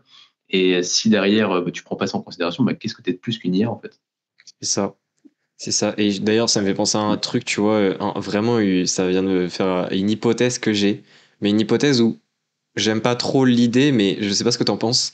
C'est que moi, je pense enfin, avec le développement des IA, à la fois c'est cool parce que je vois de plus en plus de coachs, tu sais, qui cherchent bah, comme toi et moi, à se former, etc. Mais je pense qu'avec le développement des IA, il y a aussi beaucoup de coachs qui vont faire le raccourci de j'ai l'IA, donc j'ai pas besoin de me former. Je sais pas si tu vois ce que je veux dire. Tu vois ce que tu veux dire. Après, les IA peuvent aussi servir à se former. Je Dans le suis sens d'accord. où, parce que en vrai, de toute façon, c'est pas comme si tu prenais tu prenais un fil et tu le foutais dans ton cerveau et tu avais toutes les informations de l'IA, tu vois. En Ouais, réalité, ouais, ouais. l'IA peut servir justement des fois à des recherches. Moi, ça m'est arrivé depuis quelques temps d'ailleurs, d'essayer de comprendre des concepts. Par exemple, là, j'avais mes révisions pour ma nutrition. Il y avait des concepts que j'avais du mal à comprendre quelquefois. Je parlais avec ChatGPT, tu vois, littéralement. Et il m'expliquait certains concepts que j'avais pas en tête. Mais tu vois, c'est pas, enfin, en tout cas, actuellement, comme Elia, ou du moins comme moi je l'utilise, c'est pas en mode c'est trop simple, tu vois. C'est juste que ça permet directement d'aller dans le concret. Les recherches sont directement beaucoup plus simples à faire, tu vois. Hmm. Mais effectivement, je pense que sur les prochaines années, il risque d'y avoir des raccourcis qui peuvent être faits et des choses ouais, qui sont peut-être pas top, ouais, et qui feront Ouais, que les peut-être plus dans le concret sans. Parce que je pense que c'est bien de se former sur le pratique. Mais si tu omets toute la partie théorique, quand tu vas être confronté à des cas particuliers, ça risque d'être compliqué. Donc c'est vrai que si tu te contentes simplement d'apprendre les bases pratiques via des formations très très simples ou via des IA, bah, du coup après quand tu vas être confronté à des cas clients un petit peu compliqués ou avec des situations compliquées liées justement à leur mode de vie ou quoi, bah, tu peux peut-être être des fois galérer un peu à trouver des solutions. ouais, c'est ça. En fait, moi, quand je parlais un peu plus de ça, je parlais aussi, tu vois, du côté dépendance à l'IA, dans le sens où quand Ouais. tu fais un protocole, etc., que la personne prenne, enfin, le coach prenne dès le début le réflexe de tout le temps faire ça avec l'IA, et que du coup, en fait, si, imaginons dans un cas particulier, chose totalement bizarre, mais il a plus de connexion, etc., et le coaché Ouais. vient avec lui, genre consultation en mode tu le vois en physique, Ouais. et là, tu sais, le coach, Genre, il Ouais. sait pas quoi faire, tu vois. Et là, enfin, en fait, je pense que ce genre de cas peut arriver, tu vois. Enfin, je pense que d'ailleurs, à l'heure actuelle, ça peut arriver aussi, mais. Ouais, après, tu sais, on est tous dépendants à quelque chose. Moi, je sais que je serais incapable de sortir le Harris et Benedict comme ça Ah, de mais tête, tu bien vois. sûr, bien sûr, bien sûr. Mais ce que je Donc, veux tu dire, vois, c'est, en tu sais, soi, dans la globalité, oui, enfin, genre des informations assez basiques, tu vois, comme tu le disais, la base, etc. Je pense que même des personnes peuvent un peu avoir des raccourcis là-dessus. ouais, ouais, ouais, c'est sûr. Je pense qu'il peut y avoir des dérives, effectivement, de toute façon. Non, mais je pense que c'est intéressant. Enfin, les IA, c'est vrai qu'il y a beaucoup de personnes qui ont peur, etc. Moi, je pense que c'est surtout qu'il faut en prendre avantage. Et il faut juste, en fait, faire un comparatif de toi et l'IA et de voir, en fait, ce qui te différencie. Enfin, genre, enfin, j'ai un peu du mal, tu vois, avec la phrase qui, je pense, est compréhensible, mais avec la phrase du l'IA va nous remplacer, tu vois. Ouais. J'ai du mal à voir une situation, en tout cas pour notre génération, ou même la génération suivante, où ça pourrait arriver après. Bon, je suis loin d'être un expert, très très loin, mais enfin, tu vois, juste d'un point de vue purement logique, je vois pas comment un coach, même en ligne, encore plus en présentiel, pourrait être remplacé, ou un nutritionniste pourrait être remplacé dans le contexte où les gens ils viennent surtout nous voir pour être sûrs de ce qu'ils font, tu vois. Genre, parce que c'est pas nouveau en fait que les infos sur Internet et que tu trouves n'importe quel article de Ouais, ouais, ouais. superphysique, comment faire ton métabolisme de base, comment planifier tes calories, etc. Tu vois. Tout le monde a déjà eu ça. Bien sûr, là, ça va être plus simple avec ChatGPT ou avec d'autres IA, Ah, c'est juste un gain mais de temps, au final, ouais. un gain de temps. Mais en réalité, tout le monde euh, a la possibilité de se gérer soi-même. Par contre, les adaptations autour et l'expérience du coach, bah, c'est quelque chose qui est pas qui s'acquiert pas directement, tu vois, et que t'as pas quand tu te coaches toi-même. Et même le regard extérieur. Moi, je coach plein de coachs, tu vois. J'ai une dizaine de coachs qui sont dans mon service de coaching, tu vois. Bah, pourtant, les mecs savent accompagner leurs clients. Pourquoi de les coachs? Parce qu'en fait, ils ont besoin d'un regard extérieur, tu vois. Donc, dans Ouais. ce contexte-là, et moi-même, je suis coaché, tu vois.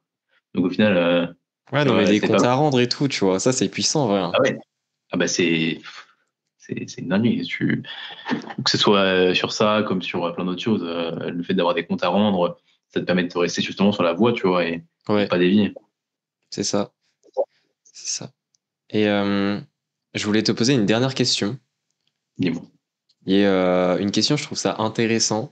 C'est un petit peu ton avis global sur tout ce qui est supplément nutritionnel. Et par rapport à ton coaching, globalement, est-ce que tu as certains moments ou certaines situations où tu recommandes justement certains suppléments nutritionnels? Est-ce que tu aurais des petits exemples à donner ou voilà? Est-ce que tu pourrais nous parler un peu de ça? Ouais. Bah, de manière générale, oui, les suppléments, ça peut être intéressant, mais c'est pas non plus le truc, tu vois, qui est essentiel, Ouais, à mon sens. Alors, il y a beaucoup de suppléments qui peuvent, enfin, qui le sont, tu vois, d'un point de vue santé générale, mais il y a je sais pas, dans le coaching, je trouve qu'il y a beaucoup de gens qui mettent de fou en avant les suppléments comme si c'était ce qu'il fallait, enfin, tu vois, ce qui te faisait progresser de malade, tu vois. ouais. En réalité, je pense qu'une consommation d'aliments, euh, une consommation saine, entre gros guillemets, d'aliments à base de graines complètes, à base de sources de protéines plutôt bonnes, etc., plus des légumes, des fruits, machin, t'amène pas mal de choses. Bien sûr, par contre, il y a des choses qui peuvent être amenées via des compléments, et notamment, je pense que les oméga 3 ça peut être Hmm. très intéressant de supplémenter. Surtout, enfin, c'est même pas surtout, c'est si tu ne consommes pas de poisson gras, si t'as une consommation, moi, tu vois, j'ai une consommation de macro quotidienne, tu vois, maintenant. Bah, j'ai pas besoin de me supplémenter en oméga 3, tu vois. Avant, j'avais une surconsommation de saumon qui était genre, je sais pas, je bouffais peut-être 600 grammes, 700 grammes de saumon par semaine, tu vois. Ah ouais. Ouais, ouais. Et je pense même que d'un point de vue métallurgique, je sais pas si j'étais bon, mais moi, bref, en tout cas, niveau oméga 3 j'étais pas mal, tu vois. Donc, je me supplémentais pas. Par contre, un truc enfin, que je pourrais dire aux gens de se supplémenter, même par défaut, c'est de la vitamine D. Et c'est même d'ailleurs ce que je conseille à chaque fois, tu vois, par défaut. 2000, 4000 unités, c'est un peu les doses de maintenance, tu vois. Mhm. Après, tu peux voir directement si tu faire des prises de sang, du moins conseillé, parce qu'on n'est pas, je suis pas médecin, nutritionniste, donc je ne vais pas demander de faire une prise de sang, ou du moins à l'imposer. Mais ça peut être intéressant de regarder, tu vois. En Ouais. plus, tu as peut-être des symptômes de fatigue ou quoi. Et typiquement, en plus, on voit quand même qu'une déficience, ça peut vraiment avoir des effets pas mal négatifs. Donc, je pense que plein de gens ont besoin d'être supplémentés en vitamine D. D'autant plus si tu es dans un pays où il fait pas super chaud, où il n'y a pas le soleil tout le temps. Et même si tu es dans un pays où il y a le soleil tout le temps, en réalité, tu sors rarement à poil, tu vois. Genre, tu sors rarement Ouais. ou quoi. Et il faudrait vraiment que j'ai plus en tête, mais il faudrait vraiment que ton corps soit, un gros pourcentage de ton corps soit nu, exposé au soleil Ouais, il faut, par tout exemple, le si ton temps. torse, si ton torse est exposé. Et en fait, ça dépend du type de peau, ça dépend de plein de choses, tu Ouais, vois. aussi. Enfin, c'est compliqué, mais ouais, enfin, souvent les critères pour facilement synthétiser ce qu'il faut, on les a pas, tu vois. On n'a pas Ouais, assez de temps dans la journée. ouais, c'est ça. Donc typiquement, puis même dans l'alimentation, il n'y a pas assez de vitamine D, tu vois. Il Ouais, faudrait je sais pas combien d'œufs, je crois, pour avoir de la vitamine D. Ce qu'il faudrait, tu vois, j'ai plus en tête, mais j'avais vu ça dans ma nutrition, c'était genre, c'est pas du tout faisable. Tu vois. Donc ouais, une supplémentation, je pense, en vitamine D, 2000-4000 unités, tu vois.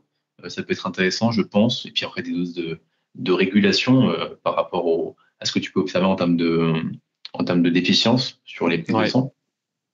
Après, si également le déficit est très important, si on est sur un déficit par exemple agressif ou un déficit qui dure depuis pas mal de temps, pourquoi pas un multivitamine, même si c'est pas quelque chose que je vais recommander par défaut, mais juste dans ce contexte-là, je pense que ça peut être intéressant.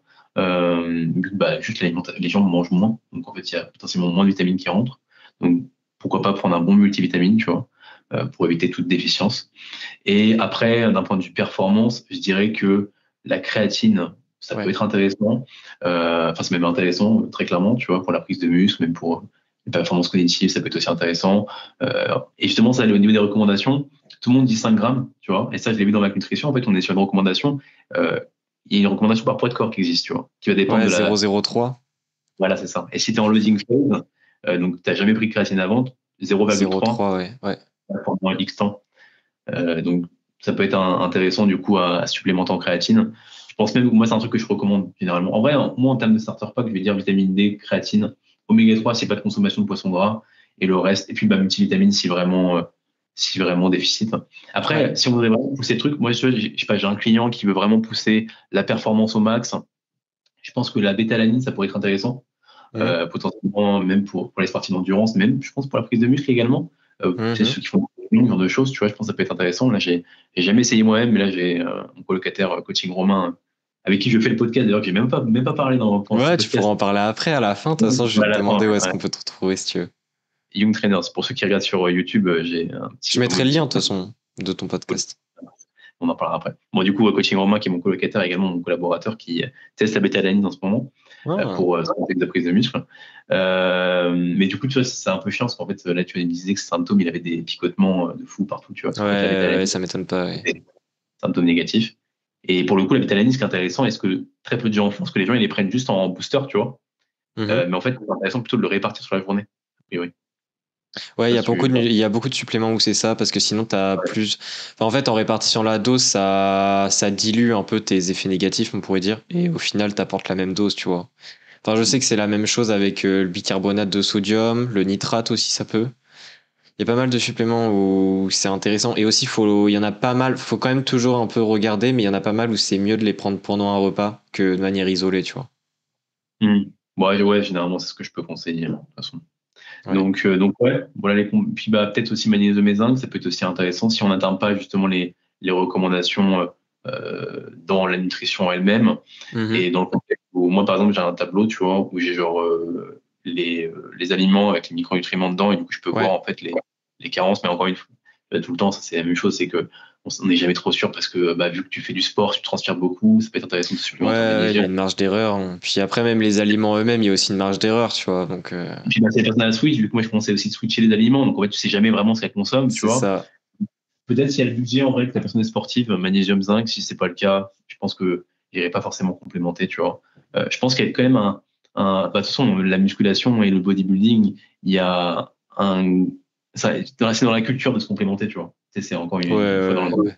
culture du sport, notamment de ce sport-là où se complémenter, c'est genre normal dans ce sport, alors qu'en fait, pour moi, il y a trop de compléments qui ont des effets peut-être minimes, tu vois. Et même, je pense on est tellement dans l'optimisation de la santé que des fois, on en devient négatif quand je vois des gens qui se complémentent en vitamine C. En fait, je crois que les recommandations sont largement atteintes pour la plupart des gens dans leur, C'est ça. Si tu manges des fruits et des légumes, normalement, t'es bien, globalement. c'est ça. Ou même d'autres trucs. Donc ouais. Après, du coup, par rapport aux végétariens, peut-être la B12. Ouais, ouais, ouais. La B12, ouais. Il faut faire attention à l'iode, tu vois, pour les végétariens, mais après, il faut juste les sensibiliser par rapport au sel iodé. La B2, bon, ça se discute. Enfin, il y a toujours des choses selon végétalien, tu vois, il y a plus de discussions, mais c'est vrai que quand t'es omnivore et même quand t'es végétarien, il y a moins de Mm, problèmes, hein. Je veux dire, mm, mm. Non, non, Pas je suis plus. d'accord avec toi sur le fait que, Ok. enfin, des fois, je vois des personnes, elles ont une alimentation qui me paraît totalement normale, et je Ouais. vois, elle me sort mes 10 pots de compléments, tu vois, en mode, ah oui, je prends ça, ça, ça, ça, ça. Et tu vois, même d'un point de vue budget, déjà, je leur dis, mais rendez-vous compte, parce que, en fait, d'ailleurs, fun fact, je pense que toi aussi, t'as des gens comme ça, mais il y a des personnes, tu vois, des fois, qui disent, non, j'ai pas le budget pour un coach, et les personnes prennent 15 compléments alimentaires. Ouais. Bah, Ouais. il faudrait trier Ouais. peut-être. Oui, bien sûr. Mais oui, et quand tu vois, comme je disais, que je pense que tu es d'accord avec moi, les plus importants en réalité, vitamine D, oméga 3, si Ouais. vraiment pas de consommation de poisson gras, créatine, si tu veux améliorer tes performances, et tu vois, même caféine aussi, ça peut être intéressant, je sais pas si on n'a pas parlé. Euh, Tu vois, j'avais noté juste avant le podcast les doses ergogéniques pour avoir du coup les meilleures performances, c'est 2 6 grammes, 2 6 milligrammes, pardon, pas que de poids de corps. Ouais. En tout cas, c'est ce qui était dit dans ma nutrition. Mais tu vois, même dans ce contexte-là, moi, j'ai jamais planifié la caféine, tu vois. Mais si on voudrait vraiment, tu vois, améliorer au max les performances, on pourrait pourquoi pas dire ça, C'est d'autant ça. Ou plus alors sur sinon, un. il faut boire beaucoup de café pour avoir les mêmes effets. Ouais, je pense, ouais. Mais d'autant plus dans un contexte, peut-être, alors moi, du coup, c'est pas le cas, mais si tu aurais un sportif qui aurait une compétition, ou voudrait vraiment à l'instant T une meilleure performance, là, peut-être tester justement les doses ergogéniques en amont, et bah, du coup, le jour de la compétition, avoir ces doses-là, tu vois. Ouais. Pour un contexte de sportif qui s'entraîne, qui fait de la musculation, comme mes clients, pour la plupart, enfin, en plus, certains s'entraînent le soir, enfin, moi, je préfère qu'ils dorment mieux, tu vois, plutôt qu'ils aient Ouais, une ouais, meilleure. ouais.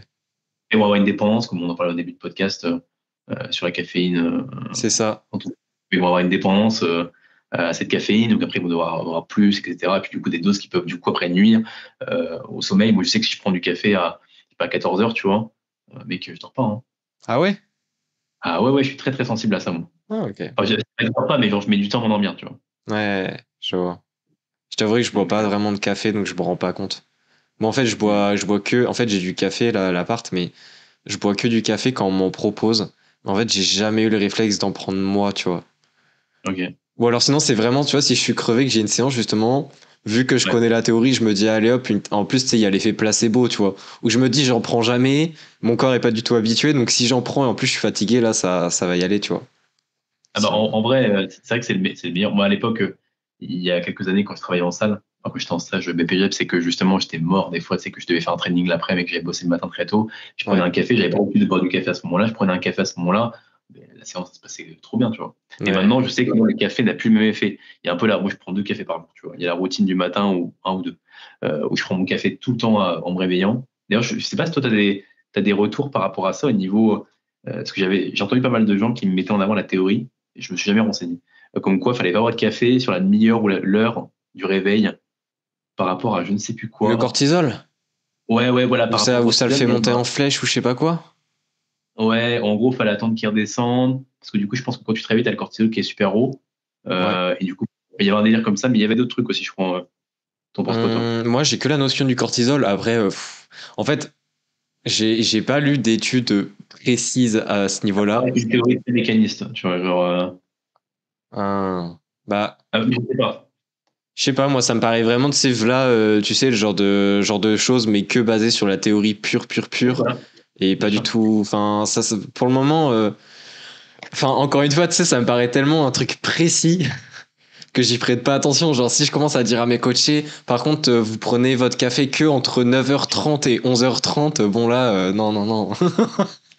Bah, puis genre, il se passe quoi à 25 minutes, à 35 minutes? Enfin, bon, après, je pense qu'ils ont choisi un chiffre, c'est un peu arbitraire pour juste donner une guideline, tu vois. Ouais, c'est ça. Mais ouais, non, de manière. Enfin, moi, je sais qu'ils prêtent pas trop attention. De toute façon, par défaut, tu te lèves jamais, tu bois un café. Enfin, tu sais, t'as toujours le temps où tu sais, tu te réveilles, tu C'est ça. t'habilles, tu vas jamais directement là. Ouais. Enfin, parce qu'il y a des gens sûrement qui le font, mais moi, je sais que c'est pas ce que je fais. Mais je sais qu'on m'a déjà déconseillé ouais, de laisser. Bon, on m'a déjà dit, ouais, laisse passer au moins 1 heure, machin. Moi, je sais pas, je pense, enfin, en tout cas, je suis sûr que même si je recherche la littérature par rapport à ça, je suis sûr que c'est encore des choses qui sont inconclusives, tu vois. Ouais, donc il va y avoir des études observationnelles qui vont mettre en Ouais, avant peut-être ouais, ouais, une fois que la corrélation n'est pas égale à causalité, donc on ne sait pas si c'est c'est ça. vraiment ça Ouais, quoi. ouais, je sais pas, je suis douteux. Ah ouais, bah, moi aussi. À creuser. Ouais, c'est ça. Bon, en tout cas, merci d'avoir répondu à toutes les questions. Je t'en prie, Raphaël. Merci à toi pour l'invitation.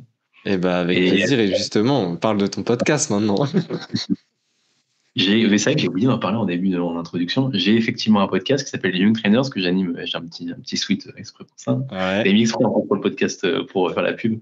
J'ai un podcast, voilà, Young Trainers. On est sur YouTube, Spotify, Deezer. Je l'anime avec Coaching Romain, qui est également un coach comme moi. On parle de musculation, de nutrition. On aborde en fait pas mal de sujets qu'on a déjà abordés avec toi aujourd'hui, hein, Ouais. autour de la nutrition de manière générale, comment coacher, etc. Donc ouais, on poste. Alors à la base, on postait chaque semaine. Maintenant, on va poster une fois toutes les 2 semaines. Parce que du coup, j'ai déménagé en Roumanie pour exprès. Bon, c'est un des points, faire les podcasts en studio. Donc là, on va commencer la saison 2 Young Trainers en quelques semaines en studio. Donc on va faire ça un peu de façon qualitative. Ah, tu Se faire fonctionnes en dans des- saison? Bah à la base non, mais du coup bah là on va dire que ça fait un peu le ça fait un peu le truc parce que tu sais bah on avait fait tout, on faisait que en visio comme ça à la base avec Ah ouais, Romain. ouais, ouais. Maintenant bah là on va le faire en studio, donc on s'est dit vas-y C'est vrai on que va je pense relancer en un peu. studio, On a c'est fait quand une même pause, très très stylé, hein. mais là ouais, j'ai trop hâte. En fait on l'a déjà fait on était venu en Roumanie il y a 6 mois avec Romain pour Et tu justement t'avais pas bah fait un test en studio? J'ai cru voir une vidéo passer où t'étais en studio, justement. Où vous étiez en studio.